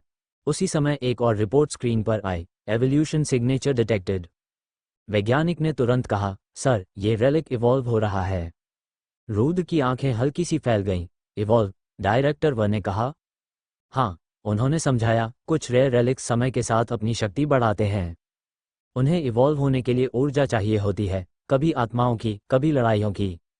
रूद को तुरंत अपना सिस्टम याद आया। उसने देखा था, एवोल्यूशन प्रोग्रेस 83%। उसे यह बात पहले से पता थी, पर फिर भी वो चुप रहा। डायरेक्टर व ने आगे कहा, अगर यह रेलिक पूरी तरह इवॉल्व हो गया, उन्होंने कुछ सेकंड रुककर कहा, तो इसकी शक्ति अभी से कई गुना ज्यादा हो सकती है। कमरे में कुछ पल के लिए सन्नाटा छा गया। फिर ईसा ने अचानक रूद के हाथ की ओर देखा। उसकी नज़र उस काली अंगूठी पर टिक गई। एक मिनट, उसने धीरे से कहा, यह अंगूठी? रूद ने अपनी उंगली की ओर देखा। वही अंगूठी, भूतिया दुल्हन की सगाई की निशानी। ईसा की आंखें थोड़ी गंभीर हो गईं। डायरेक्टर, उसने धीमे स्वर में कहा, हमें इसे भी स्कैन करना चाहिए। डायरेक्टर व की नज़र भी अब उस अंगूठी पर टिक गई। कुछ सेकंड तक वे चुप रहे। फिर उन्होंने धीरे से कहा, हाँ, क्योंकि अगर मेरी आशंका सही है उन्होंने गंभीर स्वर में कहा, तो यह अंगूठी भी कोई साधारण वस्तु नहीं है। रूद ने पहली बार महसूस किया, शायद उसके पास मौजूद चीजें उसकी सोच से कहीं ज्यादा रहस्यमय थीं, और अब उनका सच सामने आने वाला था। अंडस्को कमरे में कुछ सेकंड तक सन्नाटा छाया रहा। सभी की नज़र अब रूद की उंगली में पहनी काली अंगूठी पर टिक गई थी। ईसा धीरे धीरे रूद के पास आई। क्या मैं इसे देख सकती हूँ? उसने शांत स्वर में पूछा। रूद ने बिना कुछ कहे अपना हाथ आगे बढ़ा दिया। ईसा ने अंगूठी को ध्यान से देखा। अंगूठी पूरी तरह काली धातु की बनी थी, लेकिन उसकी सतह पर बेहद बारीक अजीब प्रतीक उकेरे हुए थे, ऐसे प्रतीक जिन्हें सामान्य आंख पहचान नहीं सकती थी। ईसा की भौहें हल्की सी सिकुड़ गईं। ये अजीब है, डायरेक्टर व ने कहा। इसे स्कैन करो। वही गोल प्लेटफॉर्म फिर से एक्टिव किया गया। रूद ने अपनी उंगली प्लेटफॉर्म के ऊपर रख दी। अंगूठी उतारना मुश्किल था। जैसे वो उंगली में जकड़ गई हो। मशीनों के स्कैनर अंगूठी के चारों ओर घूमने लगे। Beep beep. कुछ सेकंड तक स्क्रीन पर सिर्फ डेटा चलता रहा। फिर अचानक, warning detected unknown spirit contract. कमरे में खड़े वैज्ञानिकों ने तुरंत स्क्रीन की ओर देखा। एक टेक्नीशियन ने घबराकर कहा, सर, ये किसी साधारण रेलिक का सिग्नल नहीं है। स्क्रीन पर अब एक नया शब्द चमक रहा था, स्पिरिट बॉन्ड डिटेक्टेड। रूद की भौहें सिकुड़ गईं। इसका मतलब? डायरेक्टर व ने स्क्रीन को ध्यान से देखा। फिर उन्होंने धीरे से कहा, इसका मतलब है, यह अंगूठी किसी आत्मा से जुड़ी हुई है। ईसा ने गंभीर स्वर में पूछा, किस स्तर की आत्मा? स्क्रीन पर डेटा तेजी से बदलने लगा। फिर एक नई चेतावनी चमकी, वार्निंग, हाई ट्यू स्पिरिट एनर्जी। कमरे में कुछ सेकंड के लिए सन्नाटा छा गया। एक वैज्ञानिक ने धीमी आवाज में कहा, यह ऊर्जा बहुत शक्तिशाली है। डायरेक्टर व ने रूद की ओर देखा। यह अंगूठी तुम्हें कहाँ मिली? रूद कुछ सेकंड चुप रहा। फिर उसने पिछली रातों की घटना याद की। भूतिया दुल्हन, अजीब शादी, और वह सगाई। उसने धीरे से कहा, एक आत्मा ने दी थी। ईसा की आंखें हल्की सी फैल गईं। क्या? रूद ने सिर हिलाया। उसने कहा था, यह सगाई की निशानी है। कमरे में खड़े कुछ लोग एक दूसरे को देखने लगे। एक वैज्ञानिक ने धीरे से कहा, तो इसका मतलब? डायरेक्टर व ने उसकी बात पूरी की। यह एक स्पिरिट कॉन्ट्रैक्ट रिंग है। रूद ने पूछा, स्पिरिट कॉन्ट्रैक्ट? डायरेक्टर व ने समझाया, कभी कभी शक्तिशाली आत्माएं किसी इंसान को चुन लेती हैं और उनके बीच एक आध्यात्मिक बंधन बन जाता है। उन्होंने आगे कहा, इस बंधन के कारण दो चीजें हो सकती हैं। उन्होंने दो उंगलियां उठाईं। पहली, वो आत्मा तुम्हारी रक्षा कर सकती है। दूसरी, वो एक दिन तुम्हें अपने साथ ले जाने भी आ सकती है। रूद कुछ पल चुप रहा। उसे उस भूतिया दुल्हन का चेहरा याद आया, उसकी मुस्कान, उसकी आंखें। ईसा ने धीरे से पूछा, क्या तुमने उसका चेहरा साफ देखा था? रूद ने सिर हिलाया, नहीं, पर वह इंसान जैसी थी। ईसा ने डायरेक्टर व की ओर देखा। दोनों की आंखों में हल्की गंभीरता आ गई। डायरेक्टर व ने स्क्रीन की ओर देखा। फिर उन्होंने धीरे से कहा, अगर यह सच में हाई ट्यू स्पिरिट है, तो इसका मतलब? उन्होंने रूद की ओर देखते हुए कहा, किसी बहुत शक्तिशाली आत्मा ने तुम्हें चुना है। रूद की उंगली में पहनी अंगूठी अचानक हल्की सी ठंडी हो गई, जैसे किसी ने उसे छुआ हो। रूद ने तुरंत अपनी उंगली की ओर देखा। एक पल के लिए उसे ऐसा लगा जैसे उसके पीछे कोई खड़ा हो, लेकिन जब उसने मुड़कर देखा, वहां कोई नहीं था। ईसा ने धीरे से कहा, यह बॉन्ड अभी भी एक्टिव है। डायरेक्टर व ने गहरी सांस ली। फिर उन्होंने गंभीर स्वर में कहा, रूद, तुम्हारे पास एक मिथिक रेलिक भी है और एक हाई ट्यू स्पिरिट कॉन्ट्रैक्ट भी। उन्होंने कुछ सेकंड रुककर कहा, ऐसा कॉम्बिनेशन बहुत दुर्लभ होता है। रूद ने पूछा, तो इसका मतलब क्या है? डायरेक्टर भी हल्का सा मुस्कुराए। इसका मतलब है, उन्होंने धीरे से कहा, तुम्हारा भविष्य बहुत दिलचस्प होने वाला है। लेकिन उसी समय कमरे की एक स्क्रीन अचानक चमक उठी, इमरजेंसी अलर्ट। एक नई पैरानॉर्मल एक्टिविटी डिटेक्ट हुई थी, और वह एक्टिविटी असामान्य रूप से शक्तिशाली थी। अंडस्को कमरे की बड़ी स्क्रीन अचानक लाल रंग में चमक उठी। हॉल में काम कर रहे कई लोग तुरंत अपने अपने सिस्टम की तरफ मुड़ गए। स्क्रीन पर एक नया नक्शा उभर आया, भारत का नक्शा। उसमें एक जगह पर लाल बिंदु तेजी से चमक रहा था। एक टेक्नीशियन ने घबराकर कहा, सर, यहाँ एबनॉर्मल एनर्जी स्पाइक डिटेक्ट हुआ है। डायरेक्टर व ने स्क्रीन को ध्यान से देखा। फिर उन्होंने शांत आवाज में पूछा, थ्रेट लेवल? कुछ सेकंड तक सिस्टम डेटा पढ़ता रहा। फिर स्क्रीन पर एक शब्द चमका, थ्रेट लेवल। सी हॉल में खड़े कुछ लोगों ने राहत की सांस ली। ईसा ने हल्का सा कहा, अच्छा है, कम से कम बी या A लेवल नहीं है। रूद ने भौहें सिकोड़ लीं। ये सी लेवल क्या होता है? डायरेक्टर व ने उसकी ओर देखा। अच्छा सवाल। उन्होंने स्क्रीन बंद कर दी और रूद को इशारे से अपने साथ आने को कहा। वे दोनों एक लंबे गलियारे से होकर एक बड़े कमरे में पहुंचे। ये जगह एक ट्रेनिंग अरेना थी। कमरे की दीवारों पर कई डिजिटल स्क्रीन लगी थीं। डायरेक्टर वह एक स्क्रीन के सामने रुक गए। उन्होंने सिस्टम ऑन किया। स्क्रीन पर 5 बड़े अक्षर चमक उठे, DCBAS। रूद ध्यान से उन्हें देखने लगा। डायरेक्टर वह ने कहा, यह है गरुड़ एजेंसी का पावर रैंकिंग सिस्टम। उन्होंने पहला अक्षर दिखाया, D रैंक, ये सबसे निचला स्तर है। डायरेक्टर वह बोले, नए इन्वेस्टिगेटर्स यहीं से शुरुआत करते हैं। छोटे केस, कमजोर आत्माएं, low level paranormal activity. C rank, उन्होंने अगला अक्षर दिखाया। C रैंक इन्वेस्टिगेटर्स थोड़े अनुभवी होते हैं। ये मीडियम लेवल स्पिरिट्स और कर्सेस से लड़ सकते हैं। ईसा ने मुस्कुराते हुए कहा, काली पहाड़ी वाला दानव लगभग B के बीच था। रूद ने थोड़ा हैरानी से उसकी ओर देखा। B रैंक स्क्रीन पर अब एक और चिन्ह चमका। डायरेक्टर वह बोले, B रैंक इन्वेस्टिगेटर्स बहुत कम होते हैं। इनके पास या तो बहुत शक्तिशाली एबिलिटीज होती हैं या रेयर रेलिक्स। अ रैंक, अब स्क्रीन पर बड़ा अक्षर चमका। अ रैंक इन्वेस्टिगेटर्स पूरे देश में गिने चुने होते हैं। ये बड़े दानवों, एंशंट कर्सेस और हाई टियर स्पिरिट से लड़ते हैं। ईसा ने हल्के गर्व से कहा, डायरेक्टर V पहले A रैंक हंटर थे। रूद ने तुरंत उनकी ओर देखा। डायरेक्टर V हल्का सा मुस्कुराए। S रैंक, फिर स्क्रीन पर आखिरी अक्षर चमका। S कमरे में कुछ सेकंड के लिए सन्नाटा छा गया।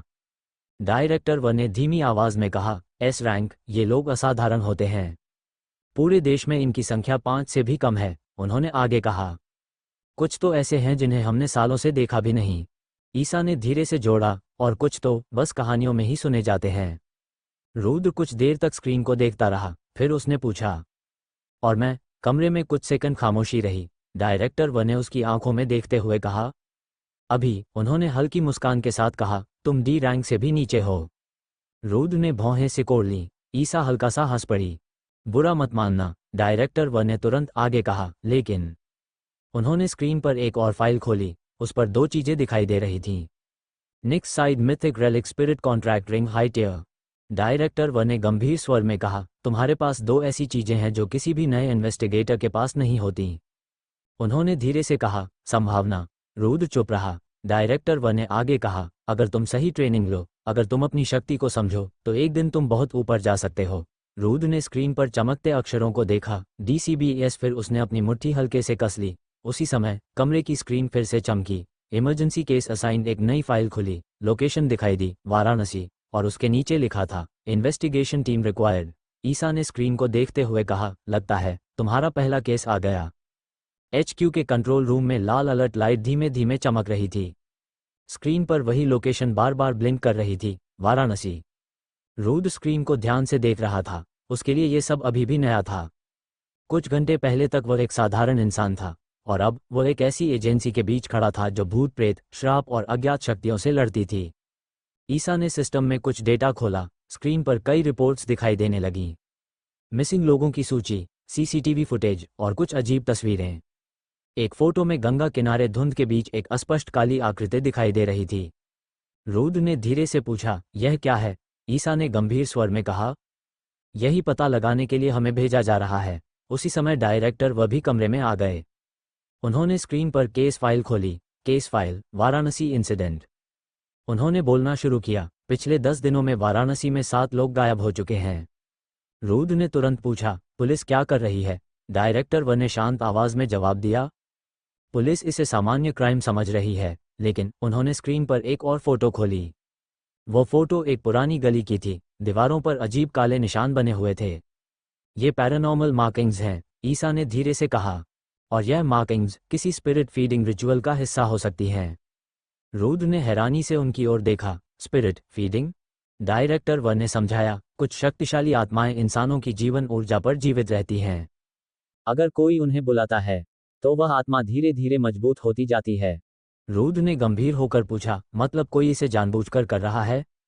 कमरे में कुछ सेकंड के लिए सन्नाटा छा गया। डायरेक्टर व ने धीरे से कहा, संभव है। फिर उन्होंने स्क्रीन बंद कर दी। इसलिए ये केस एजेंसी को सौंपा गया है। ईसा ने रूद की ओर देखा, टीम में मैं हूं, और तुम? रूद थोड़ा चौंक गया, मैं? डायरेक्टर व ने सिर हिलाया, हाँ, तुम्हारी ट्रेनिंग फील्ड में ही शुरू होगी। उन्होंने आगे कहा, और एक कारण और भी है। रूद चुपचाप उनकी ओर देखने लगा। डायरेक्टर V ने कहा, तुम्हारी अंगूठी और निक्स की साइड दोनों स्पिरिट एनर्जी पर प्रतिक्रिया देती हैं। अगर वहाँ कोई शक्तिशाली एंटिटी है तो तुम उसे सबसे पहले महसूस करोगे। ईसा ने हल्के से मुस्कुराते हुए कहा, बधाई हो रुद्र, तुम्हारा पहला मिशन है। रुद्र कुछ सेकंड तक चुप रहा। फिर उसने धीरे से पूछा, हम कब निकल रहे हैं? डायरेक्टर व ने जवाब दिया, आज रात। कमरे की लाइट थोड़ी धीमी हो गई। स्क्रीन पर मिशन डिटेल्स फिर से चमकने लगी। मिशन वाराणसी इन्वेस्टिगेशन टीम आइसर Rudra. Threat level C. Rudra ने स्क्रीन को देखा। उसके अंदर हल्का सा उत्साह भी था और थोड़ी घबराहट भी। ईसा ने उसकी ओर देखकर कहा, डर लग रहा है? रुद्र ने हल्की मुस्कान दी, थोड़ा। ईसा ने कंधे उचकाए। अच्छा है, क्योंकि जिन लोगों को डर नहीं लगता वो ज्यादा दिन नहीं बचते। रुद्र कुछ बोल पाता उससे पहले HQ की छत पर मौजूद हेलीकॉप्टर प्लेटफॉर्म की ओर जाने वाला दरवाजा खुल गया। एक एजेंट अंदर आया। हेलीकॉप्टर तैयार है, डायरेक्टर व ने कहा। जाओ, और याद रखना, उन्होंने रुद्र की ओर देखते हुए कहा। यह सिर्फ एक केस नहीं है, ये तुम्हारी शुरुआत है। रुद्र ने धीरे से सिर हिलाया। कुछ मिनट बाद वो और ईसा HQ की छत पर खड़े थे। तेज हवा चल रही थी। हेलीकॉप्टर के ब्लेड घूम रहे थे। रुद्र ने आखिरी बार HQ की इमारत को देखा, फिर हेलीकॉप्टर के अंदर बैठ गया। दरवाज़ा बंद हुआ और कुछ ही सेकंड बाद हेलीकॉप्टर अंधेरी रात के आसमान में उड़ गया। उनका गंतव्य वाराणसी, लेकिन रुद्र को अभी यह नहीं पता था कि वहां उनका सामना सिर्फ एक स्पिरिट से नहीं, बल्कि किसी ऐसे व्यक्ति से होने वाला था जो जानबूझकर आत्माओं को बुला रहा था। अंडरस्कोर रात का समय था। आसमान में बादल छाए हुए थे और दूर दूर तक सिर्फ शहर की हल्की रोशनी दिखाई दे रही थी। हेलीकॉप्टर तेज आवाज के साथ हवा को चीरते हुए आगे बढ़ रहा था। अंदर बैठा रुद्र खिड़की से नीचे देख रहा था। नीचे फैला हुआ शहर धीरे धीरे दिखाई देने लगा। वाराणसी, गंगा के किनारे फैले हुए असंख्य घाट, जलती हुई आरतियों की रोशनी, पुरानी तंग गलियां, और हर तरफ फैली हुई एक अजीब सी शांति।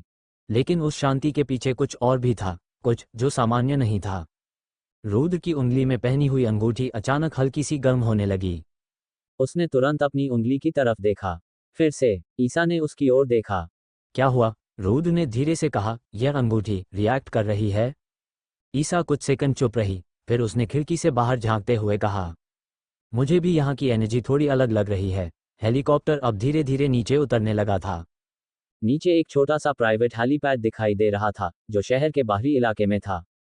पायलट की आवाज़ इंटरकॉम में गूंजी, लैंडिंग इन 30 सेकेंड्स। हेलीकॉप्टर जमीन के करीब आते ही तेज हवा चारों तरफ फैल गई। धूल और सूखे पत्ते हवा में उड़ने लगे। कुछ ही सेकंड में हेलीकॉप्टर जमीन पर उतर गया। ब्लेड धीरे धीरे रुकने लगे। दरवाज़ा खुला। ठंडी हवा का झोंका अंदर आया। रुद्र और ईसा नीचे उतर गए। रुद्र ने चारों तरफ देखा। रात का समय था। दूर शहर की रोशनी चमक रही थी। लेकिन अजीब बात यह थी कि हवा में एक असामान्य ठंडक थी। ऐसी ठंडक जो मौसम की नहीं लग रही थी। ईसा ने अपनी जैकेट ठीक करते हुए कहा, अजीब है? रुद्र ने पूछा। क्या?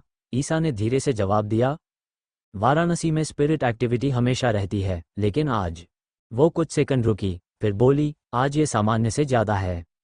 रुद्र की अंगूठी फिर से हल्का सा चमकी। इस बार वो गर्म नहीं हुई, बल्कि ऐसा लगा जैसे वो किसी दिशा की ओर इशारा कर रही हो। रुद्र ने धीरे धीरे सिर घुमाया। उसकी नज़र शहर की तरफ गई, विशेष रूप से गंगा के घाटों की तरफ। दूर कहीं से मंदिर की घंटियों की आवाज़ आ रही थी। लेकिन उसी आवाज़ के बीच रुद्र को ऐसा लगा जैसे किसी ने बहुत धीमी आवाज़ में फुसफुसाया हो।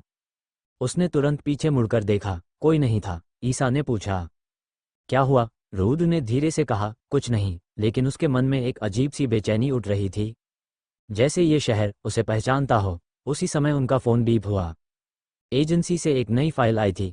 Case location updated, last missing person Dashashwamedh Ghat. ईसा ने स्क्रीन को देखा, फिर बोली, लगता है हमारी इन्वेस्टिगेशन वहीं से शुरू होगी। रुद्र ने एक बार फिर दूर चमकते हुए घाटों की ओर देखा। गंगा के ऊपर हल्की धुंध छाई हुई थी, और उस धुंध के अंदर कुछ ऐसा था जो दिखाई नहीं दे रहा था, लेकिन मौजूद जरूर था। अंडरस्कोर रात और गहरी हो चुकी थी। रुद्र और ईसा अब शहर की ओर बढ़ रहे थे। HQ की तरफ से उन्हें एक काली SUV दी गई थी ताकि वे बिना ध्यान आकर्षित किए शहर में घूम सकें। गाड़ी धीरे धीरे वाराणसी की पुरानी सड़कों पर आगे बढ़ रही थी। सड़क के दोनों तरफ छोटी छोटी दुकानें, मंदिर और पुराने घर दिखाई दे रहे थे। कहीं कहीं लोग अभी भी जाग रहे थे, कहीं आरती चल रही थी, कहीं चाय की दुकानों पर लोग बैठे बातें कर रहे थे। सब कुछ सामान्य लग रहा था। लेकिन रुद्र को फिर भी कुछ अजीब महसूस हो रहा था। उसने खिड़की के बाहर देखते हुए पूछा, यहाँ लोग इतने शांत क्यों हैं? ईसा हल्का सा मुस्कुराई, वाराणसी ऐसा ही है, ये शहर मौत और जिंदगी दोनों के साथ जीना जानता है। गाड़ी अब दशाश्वमेध घाट के पास पहुंच रही थी। दूर से ही गंगा की लहरों की आवाज़ सुनाई देने लगी। ईसा ने गाड़ी एक सुनसान जगह पर रोक दी। दोनों नीचे उतर गए। रात के इस समय घाट पर भी कुछ लोग मौजूद थे। कुछ साधु बैठे थे, कुछ लोग गंगा किनारे चुपचाप बैठे हुए थे। दूर कुछ नावें पानी पर धीरे धीरे हिल रही थीं। लेकिन एक चीज साफ थी, यह वही जगह थी जहां से आखिरी व्यक्ति गायब हुआ था। ईसा ने टैबलेट निकालकर केस फाइल खोली। लास्ट विक्टिम नाम था अमन तिवारी, उम्र 27 साल, दोस्तों के साथ यहां आया था। रुद्र ने पूछा। फिर ईसा ने स्क्रीन स्क्रॉल की। दोस्तों के अनुसार वह थोड़ी देर के लिए अकेला घाट की सीढ़ियों की तरफ गया और फिर वह कुछ सेकंड रुकी। वह वापस नहीं आया। रुद्र ने चारों तरफ नजर दौड़ाई। घाट की लंबी सीढ़ियां सीधे गंगा तक जा रही थीं। कुछ जगहों पर हल्की धुंध जमा हो गई थी। रुद्र धीरे धीरे सीढ़ियों की ओर बढ़ा। जैसे ही वह नीचे पहुंचा, उसकी अंगूठी फिर से हल्की चमकने लगी। इस बार प्रतिक्रिया थोड़ी तेज थी। रुद्र रुक गया। ईसा ने तुरंत पूछा, फिर से? रुद्र ने सिर हिलाया। हाँ। उसने नीचे झुककर सीढ़ियों को ध्यान से देखा। कुछ खास नहीं दिख रहा था। लेकिन अचानक ईसा ने कहा, रुको। वह नीचे झुकी। सीढ़ियों के किनारे की तरफ उसने टॉर्च की रोशनी डाली। वहां कुछ बना हुआ था, बहुत हल्का, लगभग मिट चुका, लेकिन फिर भी दिख रहा था। एक अजीब सा काला चिन्ह। रुद्र ने भौहें सिकोड़ लीं। यह क्या है? ईसा का चेहरा अचानक गंभीर हो गया। ये अच्छा संकेत नहीं है। यह नॉर्मल ग्राफिटी नहीं है। रुद्र ने पूछा, तो फिर? ईसा ने धीमी आवाज में कहा, ये एक रिचुअल मार्किंग है। रुद्र कुछ समझ नहीं पाया। रिचुअल? ईसा ने उस चिन्ह को ध्यान से देखते हुए कहा, कुछ लोग स्पिरिट्स को बुलाने के लिए ऐसे सिंबल्स बनाते हैं। और अगर मैं गलत नहीं हूं, वो कुछ सेकंड रुकी, तो ये सिंबल किसी समनिंग सर्कल का हिस्सा है। रुद्र का चेहरा सख्त हो गया। मतलब कोई जानबूझकर स्पिरिट्स बुला रहा है? ईसा ने धीरे से सिर हिलाया, संभव है। उसी समय गंगा की तरफ से अचानक एक ठंडी हवा का झोंका आया। पानी की लहरें थोड़ी तेज हो गईं। रुद्र की अंगूठी अचानक तेजी से गर्म हो गई। रुद्र ने हल्का सा हाथ पीछे खींच लिया। ईसा तुरंत सतर्क हो गई। Energy spike. दोनों ने एक साथ गंगा की तरफ देखा। पानी के ऊपर हल्की धुंध तैर रही थी और उस धुंध के बीच कुछ हिल रहा था, जैसे कोई काली परछाई पानी के ऊपर धीरे धीरे सरक रही हो। रुद्र ने धीरे से कहा, तुम भी देख रही हो? ईसा जवाब देने ही वाली थी कि अचानक पीछे से किसी की आवाज आई, गहरी और चेतावनी भरी। अगर जिंदा रहना चाहते हो तो उस चीज से दूर रहो। रुद्र और ईसा तुरंत मुड़े। घाट की सीढ़ियों के ऊपर एक आदमी खड़ा था। उसका चेहरा आधा अंधेरे में छिपा हुआ था, लेकिन उसकी आंखें सीधे रुद्र को देख रही थीं। अंडस्को घाट की सीढ़ियों के ऊपर खड़ा वह आदमी अंधेरे में लगभग छिपा हुआ था। पास के मंदिर से आती हल्की रोशनी उसके चेहरे तक पूरी तरह नहीं पहुंच रही थी, लेकिन उसकी आंखें साफ दिखाई दे रही थीं, तेज और सतर्क। रुद्र ने तुरंत सीधा होकर पूछा, तुम कौन हो? आदमी धीरे धीरे सीढ़ियों से नीचे उतरने लगा। उसके कदमों की आवाज पत्थर की सीढ़ियों पर गूंज रही थी। ईसा ने हल्का सा अपना हाथ अपनी जैकेट के अंदर रखा। वह हमेशा की तरह तैयार थी।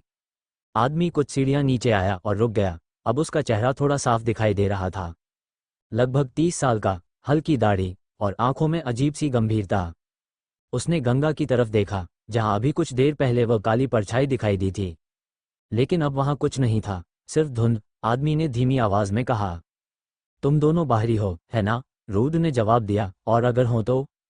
आदमी ने हल्की सी मुस्कान दी, तो इसका मतलब है एजेंसी ने आखिरकार लोगों को भेज ही दिया। रुद्र और ईसा दोनों एक साथ चौंक गए। ईसा ने तुरंत पूछा, तुम एजेंसी के बारे में कैसे जानते हो? आदमी कुछ सेकंड चुप रहा। फिर उसने कहा, क्योंकि यह पहली बार नहीं है, पहले भी ऐसे केस यहां हो चुके हैं। रुद्र ने भौहें सिकोड़ ली। मतलब? आदमी ने घाट की सीढ़ियों की तरफ इशारा किया। ये शहर बहुत पुराना है और यहाँ सिर्फ इंसान ही नहीं रहते। कई चीजें हैं जो सदियों से यहाँ मौजूद हैं। ईसा ने गंभीर स्वर में पूछा, तुम क्या कहना चाहते हो? आदमी ने धीरे से कहा, जो चीज तुमने अभी गंगा के ऊपर देखी, वो कई बार हुआ है। रुद्र ने एक कदम आगे बढ़ते हुए पूछा, तुम उसे जानते हो? आदमी ने सीधा जवाब नहीं दिया। उसने पहले रुद्र के हाथ की ओर देखा। रुद्र की उंगली में पहनी हुई अंगूठी हल्की चमक रही थी। आदमी की आंखों में एक पल के लिए हैरानी चमकी, तो ये सच है? रुद्र ने तुरंत पूछा, क्या? आदमी ने धीरे से कहा, वह रेलिक सच में तुम्हारे पास है? ईसा तुरंत सतर्क हो गई, तुम बहुत ज्यादा जानते हो। आदमी ने हल्की सांस ली, फिर उसने अपना हाथ आगे बढ़ाया। नाम है अर्जुन। रुद्र ने कुछ सेकंड उसे देखा, फिर धीरे से कहा, रुद्र। ईसा ने भी अपना नाम बताया। कुछ पल के लिए तीनों चुप खड़े रहे। फिर अचानक रुद्र की अंगूठी तेजी से गर्म हो गई, इस बार पहले से ज्यादा। गंगा की तरफ से अचानक ठंडी हवा चली, पानी की सतह पर धुंध तेजी से घूमने लगी। अर्जुन ने तुरंत गंगा की तरफ देखा, उसका चेहरा अचानक गंभीर हो गया। चुप, उसने फुसफुसाकर कहा, वह फिर से आ रहा है। रुद्र और ईसा दोनों तुरंत सतर्क हो गए। धुंध के बीच इस बार काली परछाई पहले से ज्यादा साफ दिखाई दे रही थी, लंबी, मुड़ी हुई, जैसे कोई इंसानी आकृति पानी के ऊपर तैर रही हो। ईसा ने धीरे से कहा, यह नॉर्मल स्पिरिट नहीं है। अर्जुन ने सिर हिलाया। नहीं, ये, उसने धीमी आवाज में कहा, भूखी आत्मा है। अचानक वह काली आकृति तेजी से उनकी तरफ बढ़ने लगी, गंगा के पानी में लहरें उछलने लगीं। रुद्र का दिल जोर से धड़कने लगा, और उसी पल उसके हाथ में अचानक ठंडी धातु का एहसास हुआ। निक्स की साइड, पहली बार वह सच में लड़ाई के लिए तैयार थी। अंडस को गंगा के ऊपर तैरती हुई वह काली आकृति अब साफ दिखाई देने लगी थी। धुंध उसके चारों तरफ घूम रही थी, उसका आकार इंसान जैसा था, लेकिन पूरी तरह इंसान नहीं। उसका शरीर लंबा और टेढ़ा था, जैसे किसी ने उसकी हड्डियों को गलत तरीके से मोड़ दिया हो, और उसका चेहरा पूरी तरह काले धुएं से ढका हुआ। ईसा की आंखें सिकुड़ गईं। ये स्पिरिट काफी अनस्टेबल है, अर्जुन ने धीमी आवाज में कहा। ये सिर्फ अनस्टेबल नहीं है, ये भूखी है। रुद्र ने साइद को कसकर पकड़ा। उसके हाथ में ठंडी धातु का वजन साफ महसूस हो रहा था। उसने पहली बार इस हथियार को इतने ध्यान से देखा, लंबा काला डंडा और ऊपर मुड़ा हुआ चमकता हुआ ब्लेड। ब्लेड के किनारों से हल्की नीली ऊर्जा निकल रही थी। निक्स की साइड, अचानक गंगा के पानी में जोर की हलचल हुई। छपाक, वह काली आत्मा पानी से ऊपर उठी, अब वह पूरी तरह उनके सामने थी। उसकी आंखों की जगह सिर्फ दो खाली काले गड्ढे थे, और उसके मुंह से धीमी सी फुसफुसाहट निकल रही थी, जैसे कई आवाजें एक साथ बोल रही हों, भूख भूख भूख। रुद्र की रीढ़ में ठंडक दौड़ गई। ईसा तुरंत आगे बढ़ी। उसने अपनी जेब से एक छोटा सा ताबीज निकाला। पीछे रहो, उसने जोर से कहा। अर्जुन भी तुरंत एक कदम पीछे हट गया। ईसा ने ताबीज को हवा में उठाया और धीमी आवाज में कुछ मंत्र बोलने लगी। जैसे ही उसने मंत्र पूरा किया, ताबीज से अचानक हल्की सुनहरी रोशनी निकली। वह रोशनी सीधे उस काली आत्मा की तरफ गई। आत्मा अचानक चीख उठी, एक अजीब, दर्द भरी आवाज, लेकिन अगले ही पल वो और ज्यादा गुस्से में आ गई। उसका शरीर धुएं की तरह फैलने लगा, और वह अचानक बहुत तेजी से उनकी तरफ झपटी। सावधान, अर्जुन चिल्लाया। रुद्र ने बिना सोचे साइद को सामने घुमा दिया। ब्लेड हवा को चीरता हुआ आगे बढ़ा। स्विश, नीली ऊर्जा की एक चमक हवा में फैली। साइद सीधे उस आत्मा के शरीर से टकराई। कुछ सेकंड के लिए सब कुछ रुक गया। फिर एक तेज चीख, आत्मा का शरीर दो हिस्सों में टूट गया, लेकिन वह पूरी तरह गायब नहीं हुई। उसका शरीर धुएं की तरह फिर से जुड़ने लगा। ईसा की आंखें फैल गईं, ये इतनी आसानी से खत्म नहीं होगी। अर्जुन ने गुस्से में कहा, मैंने कहा था ना, यह नॉर्मल स्पिरिट नहीं है। रुद्र ने साइद को फिर से कसकर पकड़ा। उसका दिल तेजी से धड़क रहा था, लेकिन इस बार उसके अंदर डर से ज्यादा लड़ने की इच्छा थी। उसी समय उसकी अंगूठी अचानक तेजी से चमक उठी। लाल रोशनी उसकी उंगली से निकलकर साइद तक पहुंच गई। ब्लेड की ऊर्जा अचानक और तेज हो गई। ईसा ने यह देखकर हैरानी से कहा, रुद्र, तुम्हारी रिंग रिएक्ट कर रही है। काली आत्मा फिर से उनकी तरफ बढ़ने लगी, लेकिन इस बार रुद्र तैयार था। उसने साइद को घुमाया और सीधा आगे बढ़ गया। तो दोस्तों, आज की कहानी यहीं समाप्त होती है। अगर आपको हमारी कहानी पसंद आई हो तो चैनल हॉरर तले एफएम को लाइक करें, सब्सक्राइब करें और बेल आइकन जरूर दबाएं, ताकि हमारी अगली रोमांचक कहानियां आप तक सबसे पहले पहुंचें। आपका हर एक लाइक और सब्सक्राइब हमें और बेहतर कहानियां बनाने की ताकत देता है। आपके कीमती समय और प्यार के लिए दिल से धन्यवाद। जल्द मिलेंगे एक नई रहस्यमयी कहानी के साथ। तब तक खुश रहिए, सुरक्षित रहिए।